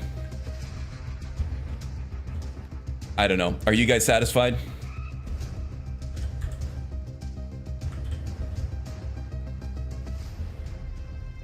So we had a starting health of 926. When I hit him with Party Starter without the Demolition Job perk, he ended up at 860.5. And then I took the Demolition Job perk, hit him with the same thing from the same distance, exactly the same damage numbers. So it does not look like Demolition Expert actually, or Demolition Job affects it. I mean, it's a good thought, Arif. I thought that it might. I just never went through the steps of actually scientifically testing it. But it looks like it doesn't.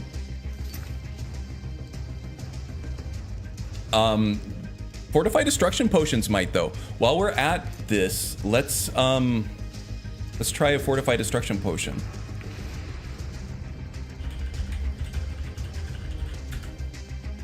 At least we got to do science. Indeed, indeed. Did I misspell something? Fortify Destruction. No, okay, it's something else then.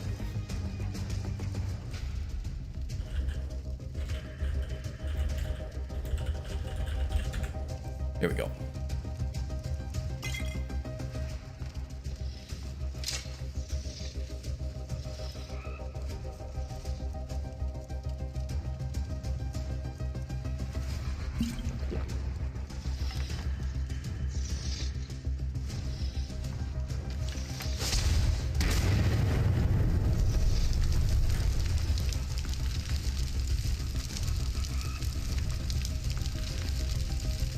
$864. No, it doesn't affect it at all. Yeah, it looks like it's not really using any kind of actual destruction scaling at all. It looks like it's completely hard-coded scripted to do just the damage based off of sneak, and that's it. Kind of sad. That so much reminds me of my first ever Skyrim video challenge, the Bear Trapper build. It was so much fun. Yeah, the traps are cool. The traps are really cool. And peeks back in. Warm Sand Spoon. Ah, good to see you back, Tom.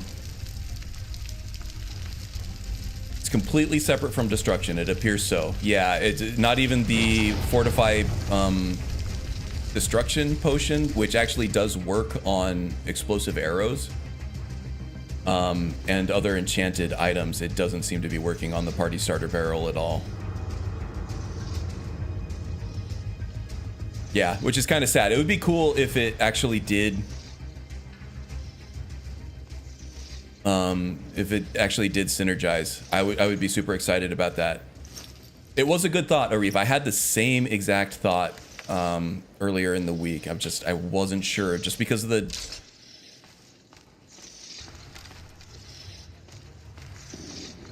the wording on it just was a little strangely specific. It didn't sound like exactly like it would work, you know? And Anai is usually really good with the accuracy of his language. He puts a lot of effort into making these descriptions accurate. So I had my doubts. If this had said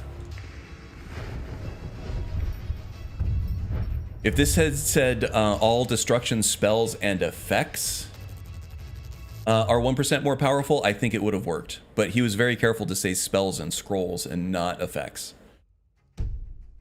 That being said, I don't think the Fortified Destruction Potions, which isn't an NI thing, that's a BGS thing. I don't think it says spells and effects on it, but it does affect effects. Yeah, destruction spells. This one, yeah, this is not Anai. If Anai wrote this, he would have said spells and effects. Amplify destruction, yeah, that would, I think it's the same. I think amplify destruction and fortify destruction with the alchemy effect are the same. All right, nobody, take it easy, buddy. See you around, okay?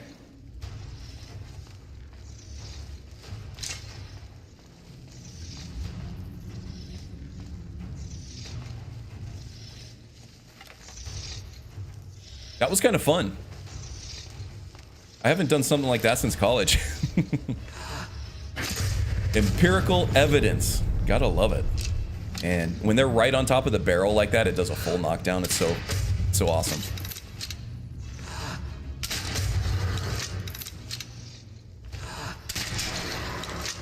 I don't think dodge rolling is necessary at the moment, so we'll give Arif and Magus a reprieve from the rolling. Hands out cheese and crackers all around. Ooh, man, cheese and crackers sounds amazing. Maybe I'll go to the store, get some Ritz crackers or some Townhouse, something buttery. I like a buttery cracker, buttery salty cracker. That actually describes me perfectly. You could describe me the same way you could describe a Ritz. Man, I'm a genius. I'm a comic genius. You guys are so lucky to be here, listening to my insane ramblings.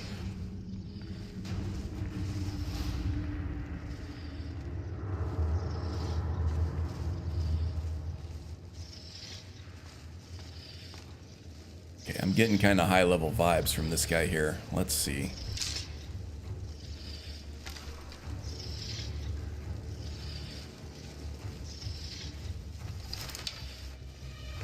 He looks like he might hurt, and just the way his like armor is played up, yeah, he's a white.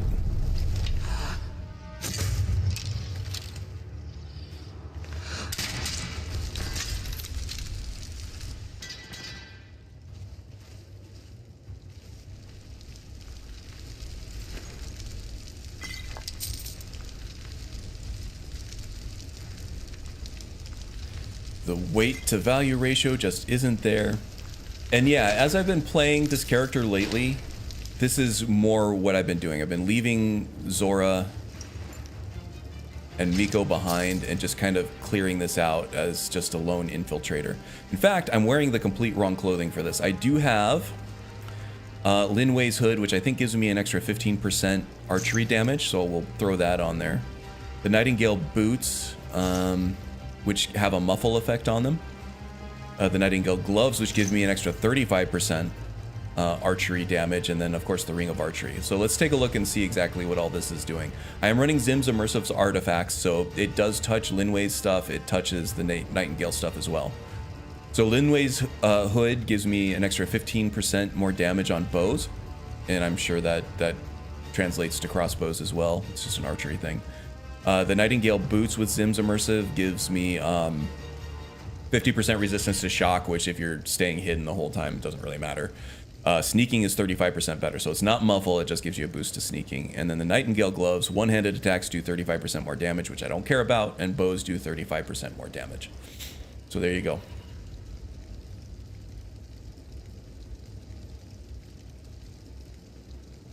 Ross Norris, hey all, just figured I'd pop in and check the stream out. Hey, no problem.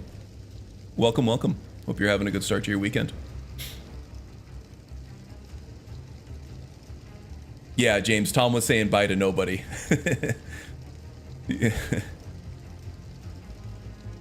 Tom's, I love a good miscommunication. It's hilarious. You are? That's awesome, man. I mean, I would argue that any time you start your weekend with a Karn stream, you're having a good start to your weekend, right? It's kind of infallible logic, really, if you think about it. About to fire up Oblivion. Nice. I fucking love Oblivion, man. I found it hard after playing Skyrim with like the new game mechanics and everything like that for as many damn years and thousands of hours that I've played this game, to to go back to Oblivion now, but I'd like to do an Oblivion playthrough again at some point, just because Oblivion is where I fell in love with BGS and their games.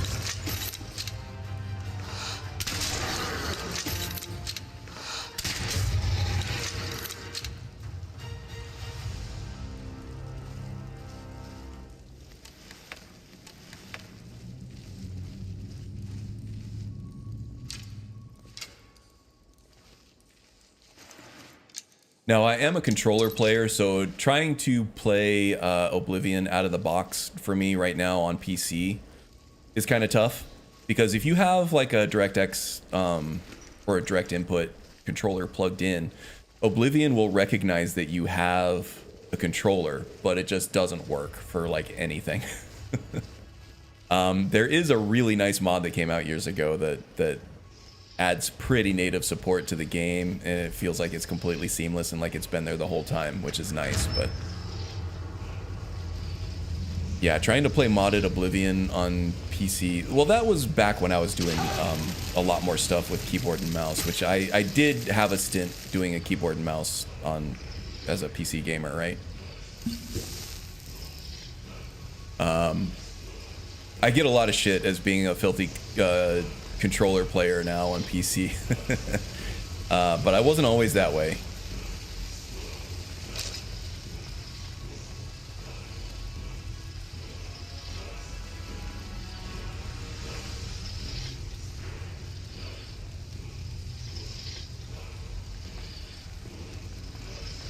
Be very, very quiet.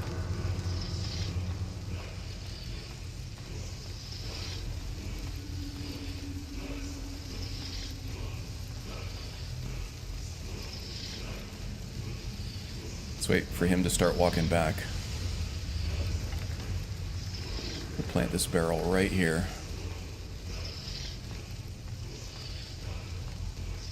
I don't want to burn my whole invisibility effect on waiting for this guy to come back, so I wanted to time it right.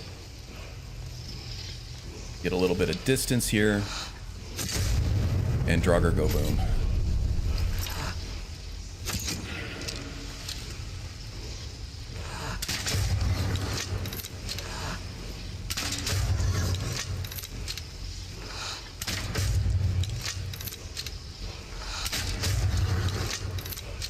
One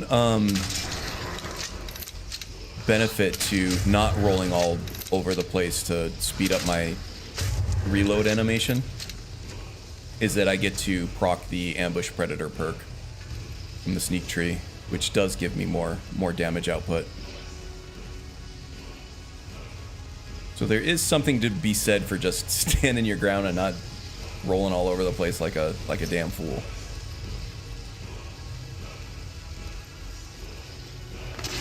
Ah! Man, I gotta be very careful here. I might die. Okay, no, it wasn't as bad as I thought. Man, that trap's gotten me twice now. Oops. Need the bow of shadows for that one.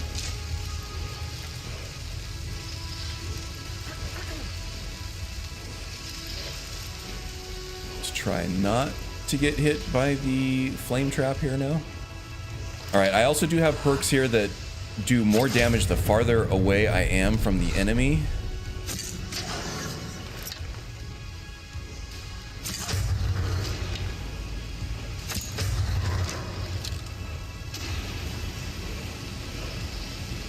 Oh yeah, just stay put right there.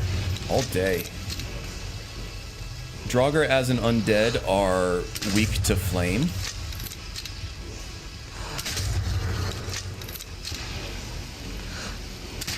So the more time he spends in that flame bath, the better. There we go. Do you have trick arrows yet? Yes, I did take trick arrows, which does add another much needed wrinkle into the gameplay here. Yeah, I was already taking some perks in that subtree. So steady hands, kind of a no-brainer if you're doing any kind of combat archery at all. And since we're not a crafter of any kind, Hunter's Discipline is more important, although, you know, we're going to have enough money to buy as many arrows and bolts as we need. at a certain point once we do enough vendor runs to be able to stock up. But in the meantime, just being able to reacquire the arrows and bolts that you fire off at a more accelerated pace, at a better rate, that helps. Usually this is a throwaway perk to get to either hunt together or trick arrows, though. And I thought trick arrows was more important. And I do have some trick arrows, I just have not favorited them yet. Let's do that. I do have some Nord arrows of freezing, Dwarven arrows of immolation, Elven arrows of grounding. I think I have an Orcish one here somewhere too. No, I don't have any Orc ones yet. But I think I do have some Orichalcum ingots that I can make some out of. I don't have any scrolls of Soul Trap yet in order to make the maze arrows, but that's fine. So I can use these Dwarven immolation arrows against Draugr. That will help.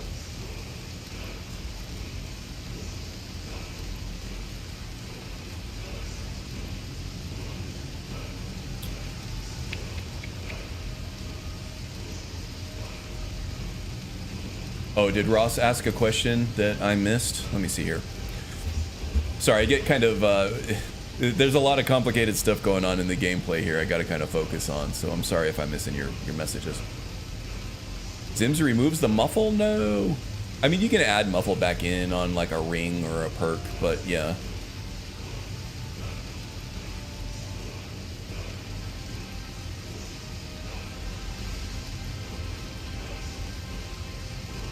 Oblivion with a controller should be simple. Yeah, no, there is no support, no controller support on the PC version of Oblivion. It should be simple, but it wasn't. Because they designed that whole game around the Xbox 360 controller. You would think it would be a no-brainer just to include it, but there is a very nice mod. It's just a simple install. It's kind of like a non-issue anymore, but for a while it was tough. Oblivion just wants to tell you you're not in control no matter what you plug in.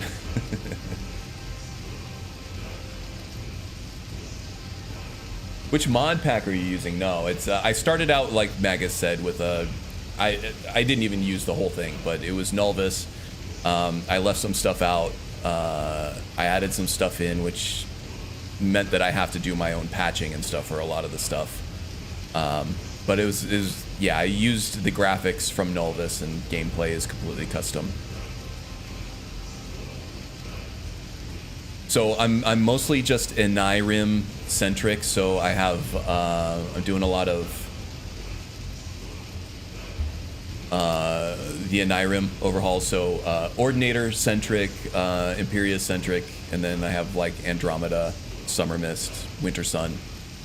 All those things. A lot of the mod packs that you use these days, they are focused on either Requiem or Simon Rim because they're... God damn it. I keep laying it right on that damn thing. Because they're more compatible with the newer combat animation sets, the combat overhauls and stuff. But I far prefer Skyrim to that stuff right now. It's just the buildcraft on it is so wide, kind of second to none at this point. Requiem's really good too. There's a lot of nuance to the building on that, so it's hard to say which one's better. Everybody's gonna have their preferences, right? But for me, Skyrim is where it's at for character builds, and it probably will be for some years to come. I got so many build ideas in my head that, or even on paper, that it's just I just need the time now to play them. And eventually, I will make a build guide out of all of them too.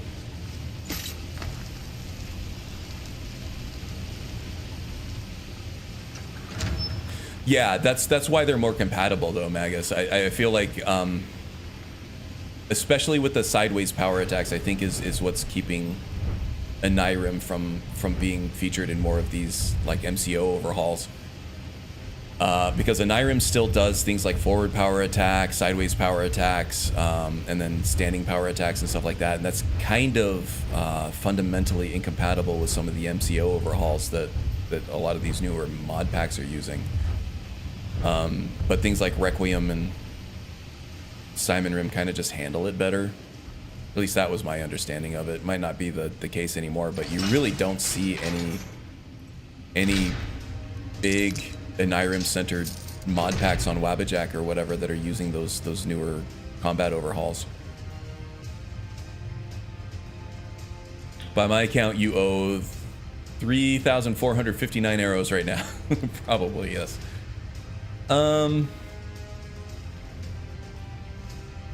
Speaking of builds, how soon can we expect the Nightblade build? Nightblade...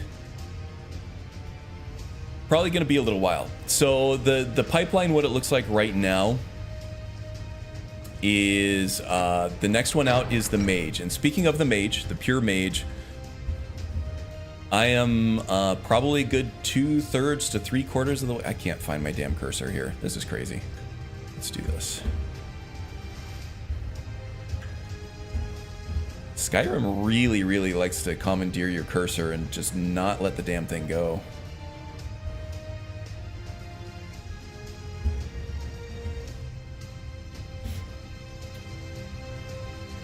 Yes, I'm about 2/3 to 3/4 of the way through the writing the build guide for the mage build. As you can see, there's a lot to it. I got to start writing the spells, shouts, and transformation, which, you know, as a pure mage, the spells section is going to be huge. Roleplay considerations is fine. I just got to write it out and make it sound good. Gameplay combos, I have a few of them ready to go. I want maybe like two or three. I want to come up with maybe one more for people to play with before I start recording dialogue. And I'm also going to start posting these once I'm done with like the first draft of them. I'll post them in the Discord. The link to the Discord is in the description below if you want to talk about this stuff with us. A lot of the usual suspects that you're seeing in chat right now. Come hang out with us, talk Skyrim, talk builds, talk anything else you want, as long as it, you know, you stay away from the stuff that usually pisses people off. Yeah, I'll post this in the Discord there too.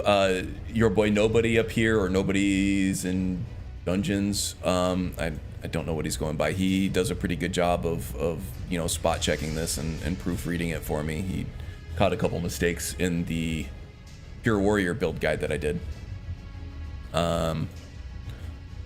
Yeah, if you want access to that stuff, the Discord is where to have it. Probably in the next week or so, I'll have this build guide completely written, at least the first draft of it. So you'll get a sneak peek at what I'm gonna do, and then of course it takes, you know, weeks to gather the footage and edit it together into a build guide that is entertaining to watch. Okay, let's see. We're all the way through this dungeon now. Now we got to go through and do the Gray Cowl stuff. So we need to find the Ancestral Blade.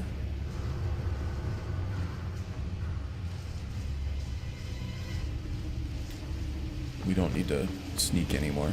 Oops, I'm going the wrong way. We've also been in night vision this whole time.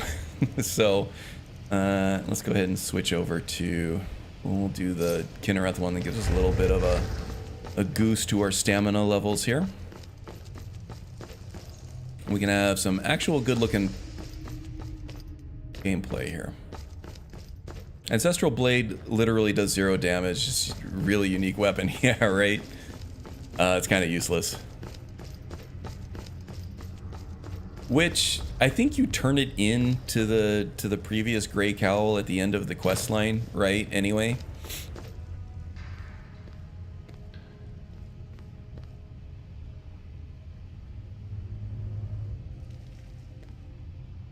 All right. So if you choose the wrong one here, you're gonna get lit up. So we're looking for the whale one, which is this one right here. That should open door without triggering that trap. Now there are going to be some really high level Draugr down here, so we're going to have to be careful.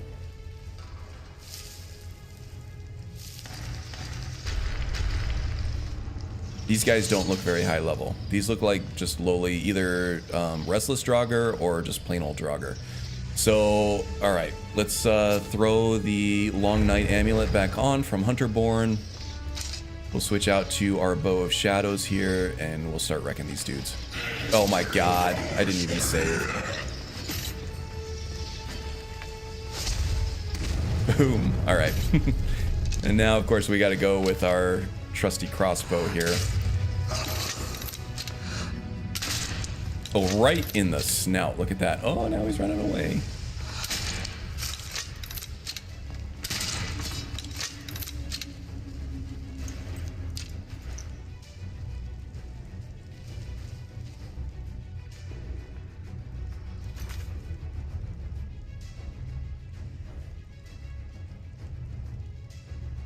Oh, Boone firing shots about Starfield. I think you're in good company. I love Starfield, man. A lot of people did not. That's okay. You're not going to convince me. You never convince me that Starfield's bad. I love that game too much. I probably just lost half of my subscribers right now. Let's make sure that there's no traps on this thing before I open the whole thing up.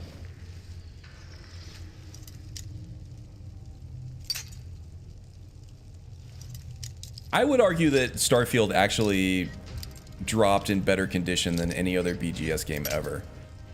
Especially its previous one. Fallout 76 was a huge mess. Starfield was in very surprisingly solid shape when it dropped. They took their time with the quality on it. I think that the problems that most people have with that are probably more the fundamental design choices that they made with that game than any kind of quality issues.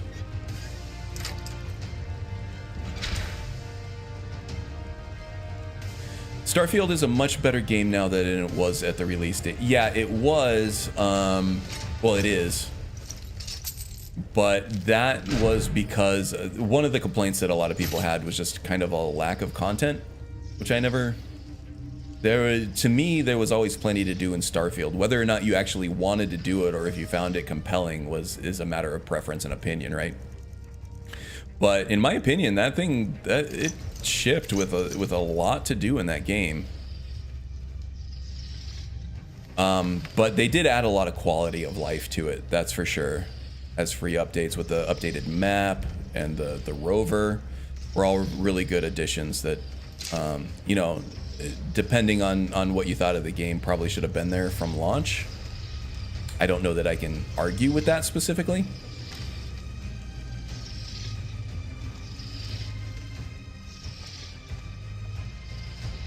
A lot of people that I talk to, they're like, okay, yeah, they'll admit that it was a good game. It's just that they're not really into the whole space sci-fi thing as much as they are Skyrim, so they'll just go spend their time in a fantasy world, and it didn't really have anything to do with the quality of the game or, you know, anything else. It was just, I'd rather just be playing in Skyrim than Starfield.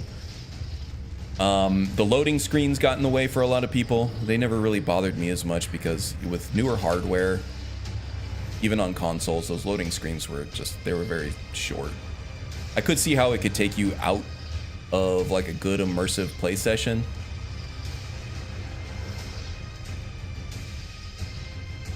If you're getting those loading screens a lot, so it's not really an opinion or an argument that I have a problem with, right? Yeah, there were a lot of loading screens in it for a so-called open world game,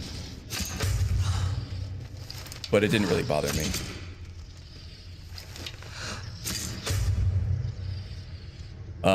Things like just the overall tone, it was a very optimistic tone, right? It was not quite PG-13 like the Veilguard went to, but it kind of lost a little bit of its gritty adult tone or like the dark humor from the Fallout universe.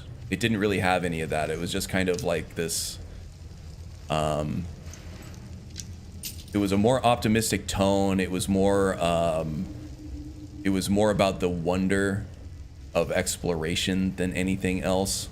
You're not really trying to save the universe. You're not trying to rid the world of this great evil. You're not any kind of like chosen one or anything. You just play a guy. So for me, I thought that was great because I play Skyrim with Skyrim Unbound. It gives me the option of playing as a non-Dragonborn and just living in this world. And you get that right out of the box with Starfield.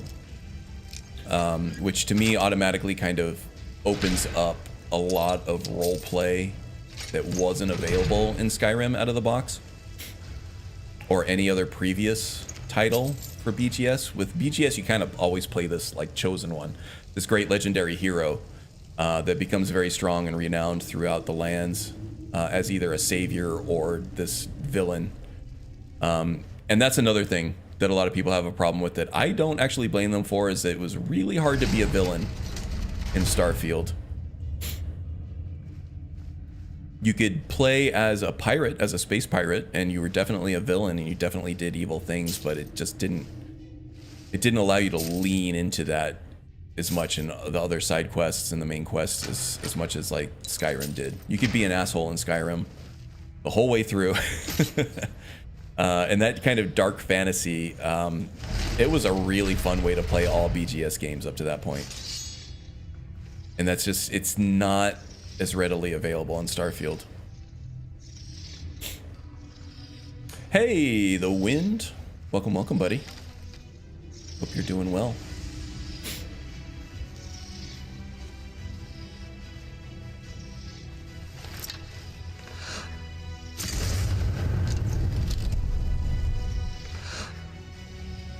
Starfield is up there with politics, religion, and TK as being contentious. It is. I mean, I like Starfield a lot. I think it's a really good game. There are lots of people on, you know, the different Reddits and YouTube and stuff that unapologetically just love that game.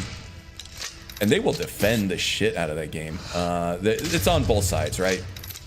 People who hate Starfield refuse to acknowledge how good of a game, all the good stuff that it actually does. And overall, it's a good game on all pretty much technical levels. It checks all the boxes for me for a BGS game in terms of role playability, game mechanics, just different builds that you can do in the game.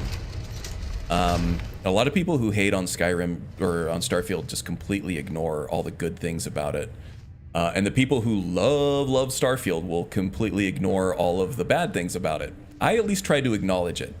Yeah, those bad things in Starfield, they do exist. Most of them anyway, that people whine about in Starfield. It's there.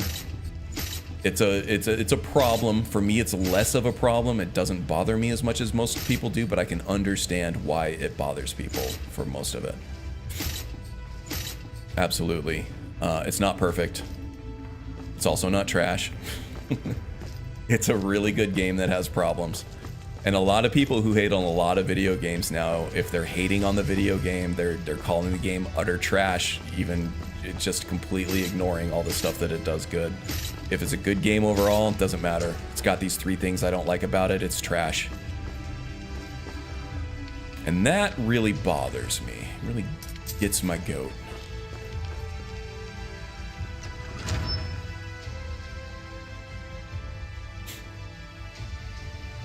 Infinite Oni, welcome, buddy. Hope you're doing well.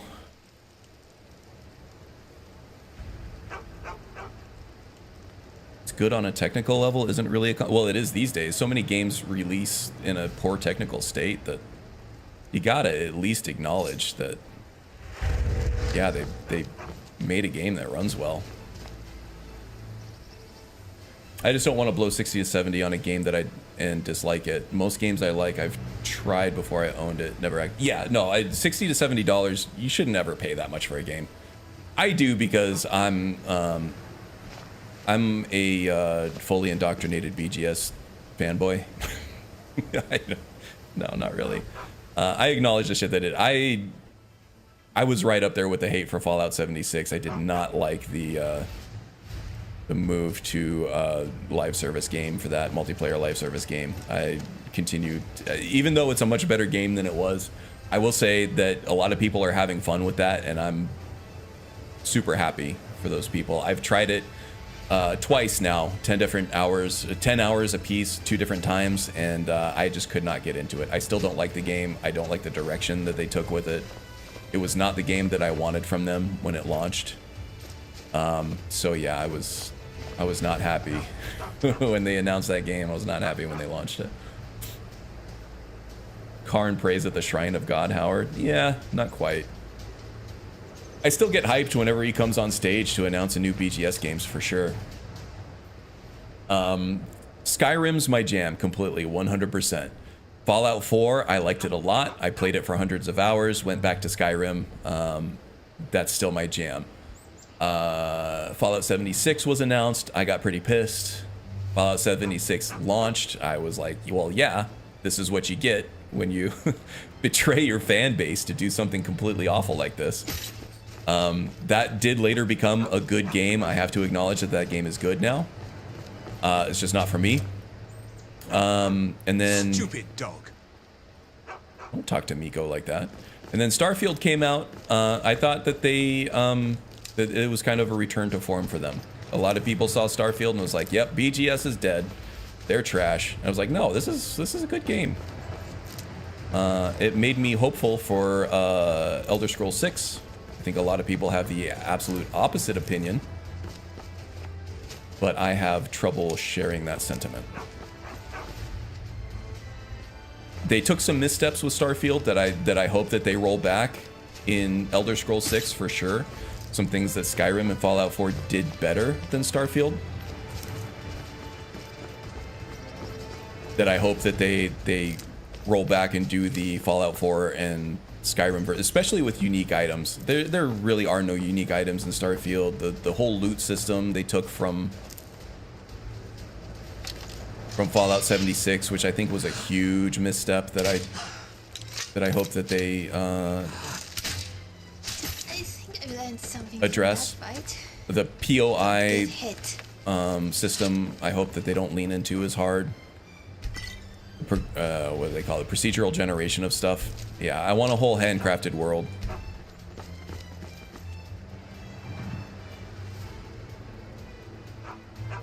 That's what you get when you let your heart win. They gotta answer to Microsoft. Yeah, everybody's got a big brother that they have to appease now in the form of these big publishers. Like ES6, I will buy on release. I love BGS. I love most of their games. Fallout New Vegas, and I had issues. Yeah, same. Love Fallout 4. I'm kind of burned out on it right now. ESO is brilliant if you like MMOs. Yeah, ESO is not BGS though. That is ZeniMax Online Media, I think. Completely different team. A lot of BGS did work on Fallout 76. BGS did not work on Fallout New Vegas, though. That was Obsidian. That was the people that did Outer Worlds, which I also had problems with. I think I disliked... Well, no, okay, dislike is a strong word. I did like Fallout New Vegas, but I preferred Fallout 3, vastly preferred Fallout 3 to New Vegas. Where the hell am I going? I need to go back to...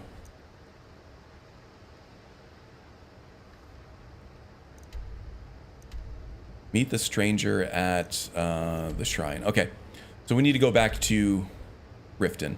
Let's hitch a ride from Nightgate Inn. Yeah, I vastly preferred Fallout 3, which was BGS, to Fallout New Vegas, which was Obsidian. Completely different teams worked on those. I did like Fallout New Vegas, but not nearly as much as Fallout 3. And a lot of people here are probably in the completely different camp.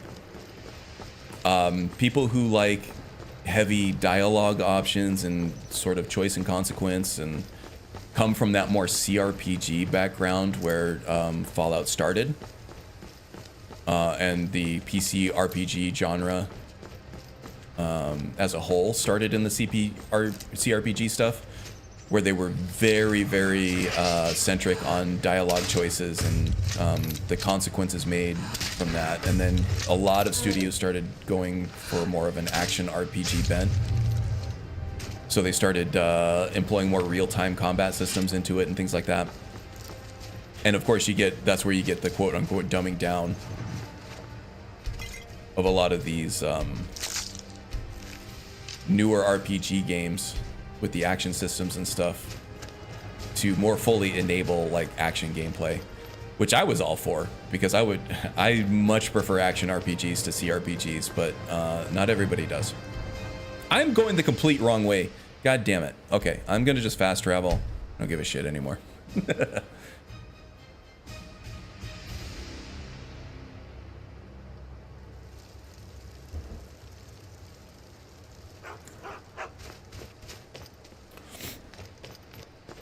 From what I've seen, paid mods so far, they seem to be worth it. No, not all of them. I would say, okay, so I don't completely hate paid mods. Like a lot of people, I think Magus is in this camp too. They're just going to completely discount any paid mod just for the principle of the matter. And I'm going to disagree with him, but I'm not going to discount that sentiment whatsoever, because there are a lot of negatives that come from opening up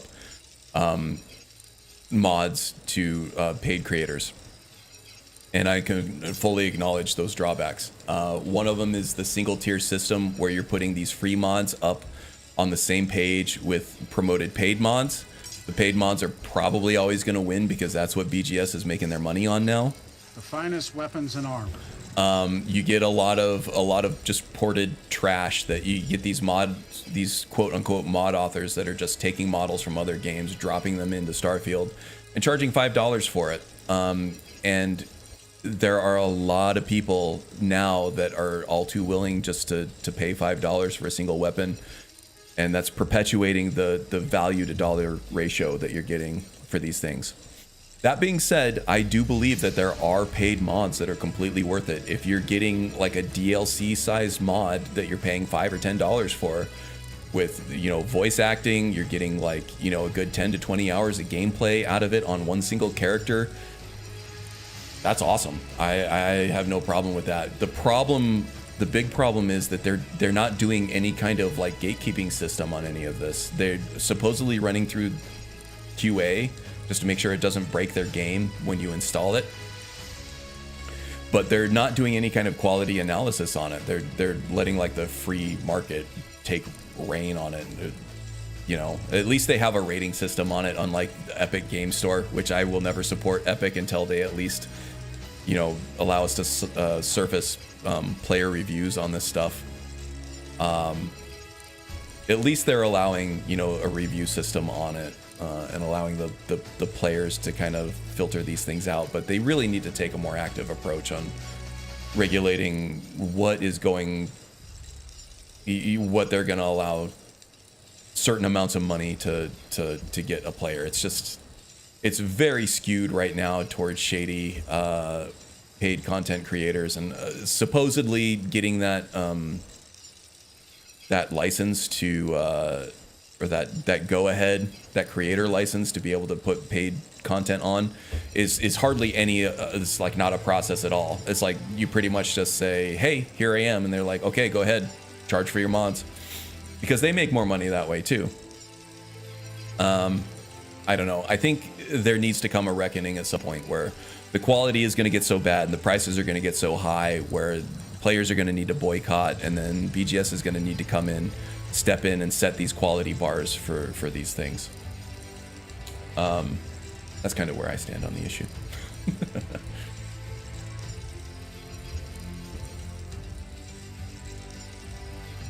Yeah, no, $6 to $8 for one piece of armor or one weapon. It's just the value ratio is just not there for what you're paying. And the only way that that's going to get better is to stop buying the bad ones, start buying the good ones, and leave everything else in the dust. But you know, that's easier said than done. I honestly don't know about Starfield, but I've seen some of the new creations from Skyrim played through, and they look brilliant. Yeah, the Bard's Calling, the King Ath stuff, Magus is going to disagree with me here, but the King Ath stuff seems great. From all the reviews that I've seen on it, you know, the East Empire Company one and the Bard's College one, they seem great, and they seem reasonably priced, in my opinion. Not to say that you can't get a better version of some of those things, or at least a comparable version for free on Nexus. Quality is kind of subjective on that stuff, but you know, can't disagree because I'll never buy it and play it. There you go. Magus is a man of principle. They can't even manage their pay. Yeah, Nexus mods. When you have to Google a specific creation that you're looking for instead of using just their own site for discoverability, that's a problem. They need a massive overhaul on that site, and I don't think they're ever going to pay anybody to do it.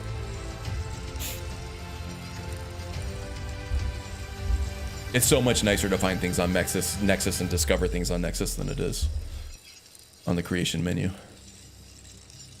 On the new creations, I haven't seen anything that expensive. The guy, ESO, Danny. Yeah, I think we're all familiar with ESO. That's a great rep for buying the new creations and showing them off unbiased. Yeah, but that still requires somebody to buy the trash before somebody can know that it's trash, right? If BGS just did it from the beginning, we wouldn't need to buy them to know that it's bad. It's paid by BG. I don't know. I think if he were completely biased in a positive way, then he would never have a bad review on any creation kit or any creation ever.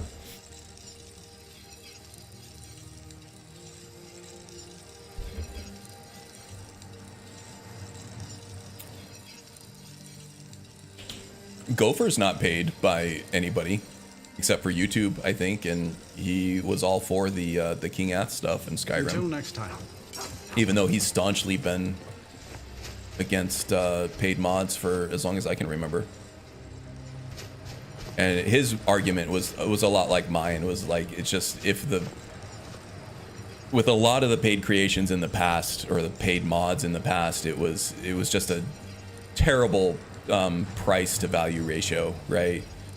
But as long as quality content is coming out that gives you a certain, amount of playtime per the dollar that you spent, and the quality bar is there and everything, and you're not paying any more than you would for like an official DLC of the same price, of the same quality and the same amount of content, then yeah, he doesn't see a problem with it. I don't see a problem with it either.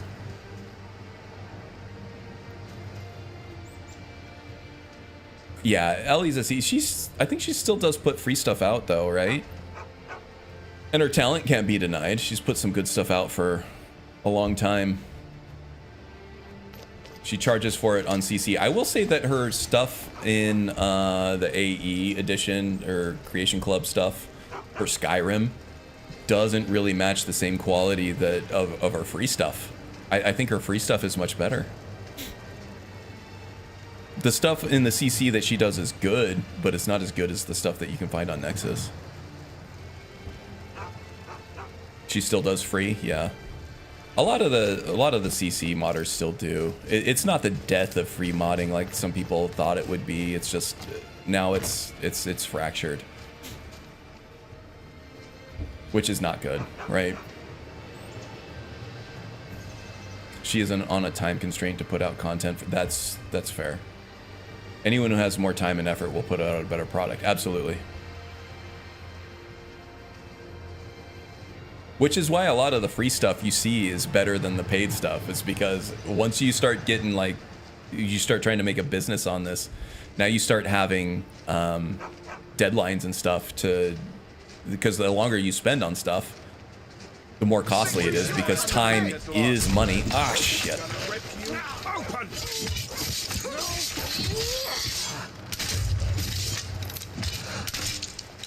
I was ending the stream. I was talking with chat. Skyrim, Jesus. Let's do our smoke screen.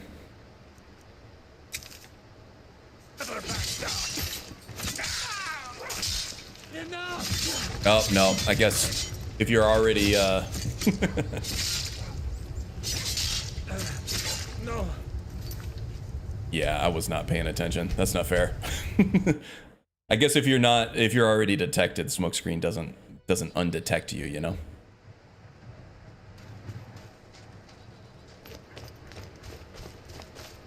Yeah, I got some of her free stuff from, or not free stuff, it's the paid stuff from just the paid AE upgrade, you know?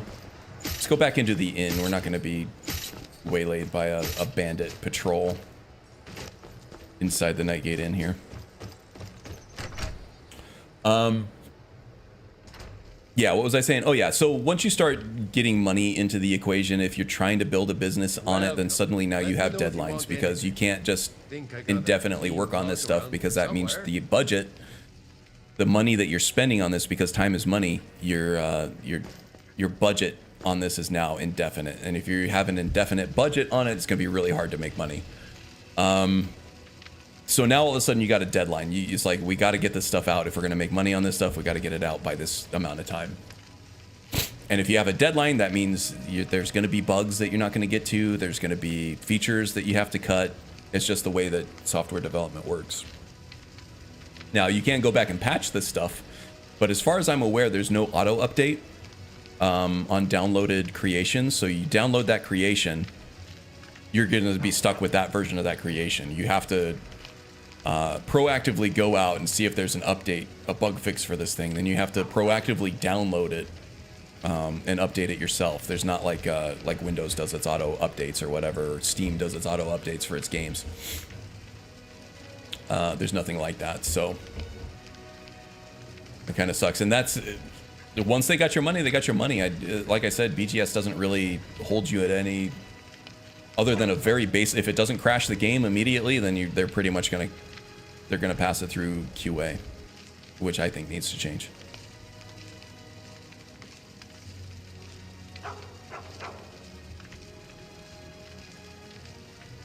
When a mod gets put up on Nexus, don't keep where it is secret. Some of us don't want to hunt for a new item if we're using it as the basis for a new character. Yeah, I don't know.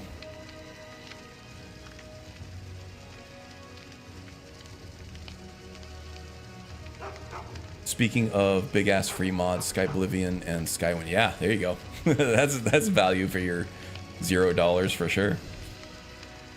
Yeah, I agree with Matt. I think Nexus is way easier to navigate and discover things than Bethesda's website.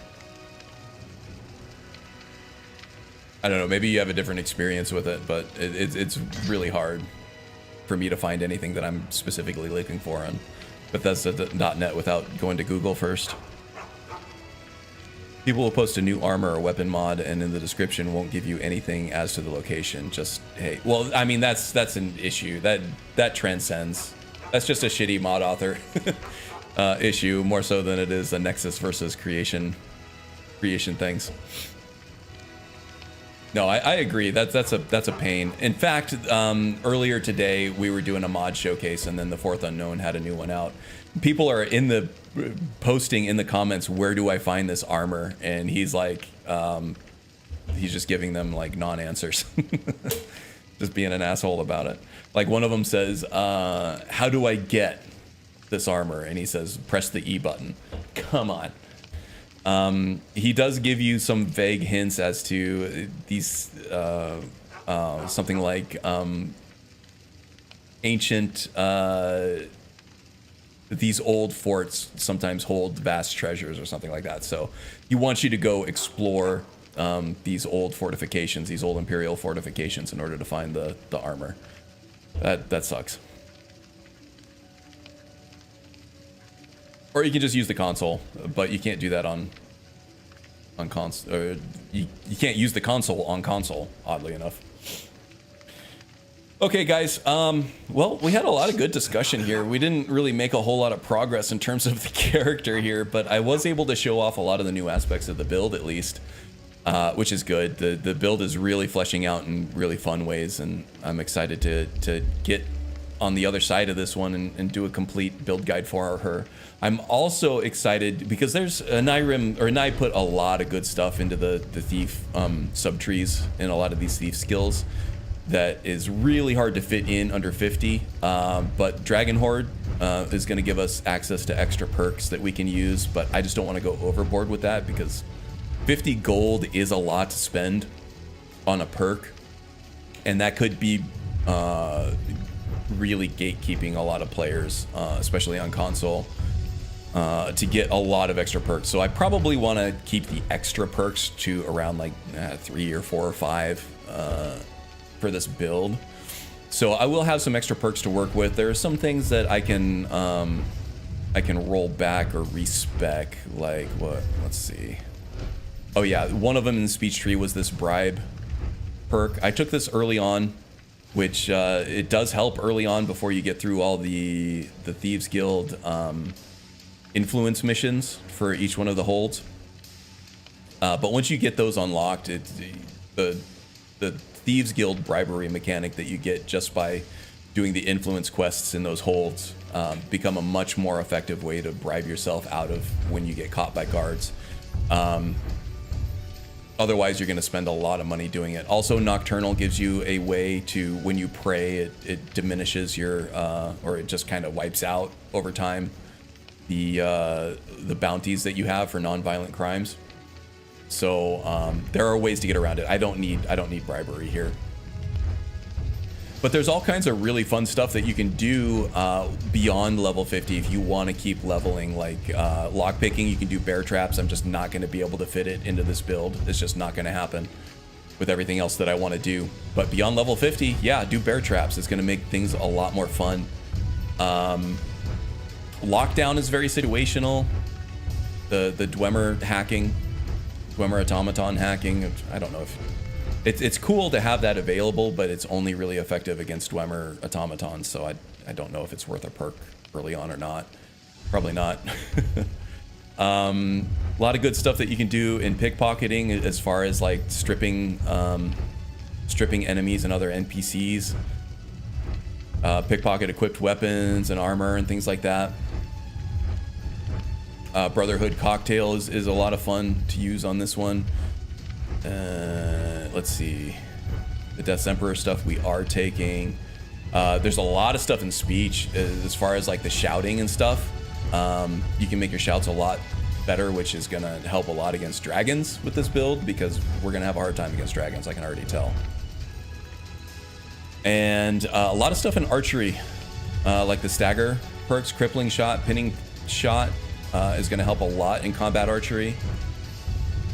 If you have expanded perks, and then a lot of stuff in light armor. You can go unarmed if you want, which gives you melee options for a class that usually doesn't have melee options. A lot of critical strike damage that you're missing out on, that I'm missing out on because I didn't take like War Dancer, or I didn't take Lightning Strike, things like that. Leaving a lot of damage on the table here just because I don't have enough perks. Just didn't have enough perks. So yeah, this build is a lot of fun. There's a lot of different things you can do with the Thief. It's just, you know, how long do you want to play one character and grind out levels, you know?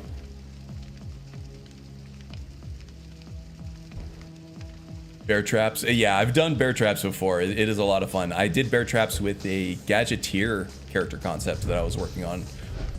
Mostly kind of like an artificer character, but he made heavy use of bear traps, and it was a lot of fun. Really fun way to play the game. Fits right in with the theme, at least as an option, especially once you get the perk that auto resets them. Yes, absolutely. You can play it as a primary gameplay mechanic, as a primary means of damage output. It's completely viable. It's really cool, and it's a lot of fun, especially as a sneaky character. I completely agree.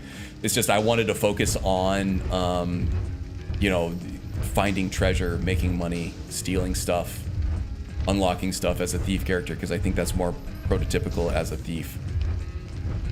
And of course, you have to do the sneak archer stuff because archery is our main form of combat. Yeah, but I wanted to fit the bear traps in somehow. It's just the math just doesn't add up. It just doesn't add up. I wish it did. At least for me, at least for how I see a pure thief character concept shaking out, I couldn't prioritize it over some other things. All right, guys. Well, this was a good stream. It was a lot of fun. We had some really good chats. I got to show off some new gameplay, some good progression with the character. Didn't really do a whole lot in terms of gameplay on the stream, which I'm sure is going to make a lot of the VOD viewers really quote-unquote happy. Thanks, Cards. All right. Yeah, no problem, Wind. It was good to see you drop in and say hi. I'm easy to please. You drop in, you say hi. I'm a happy camper. All right. See you guys. I'll see you around in the Discord. Check the link in the description below. Hop on Discord. We'll continue the conversations there. There's also links to great creators down there as well. If you're missing the chat, you're missing me on the streams there, go follow some people over there on Twitch. I left a lot of links in the description there. You'll see a lot of the usual suspects, carry on the same conversations over there. So do them a favor, do yourself a favor. Click the follow button and catch some streams. I think that does it for me. All right, you guys take care. See you around, and until next time, be well. Okay.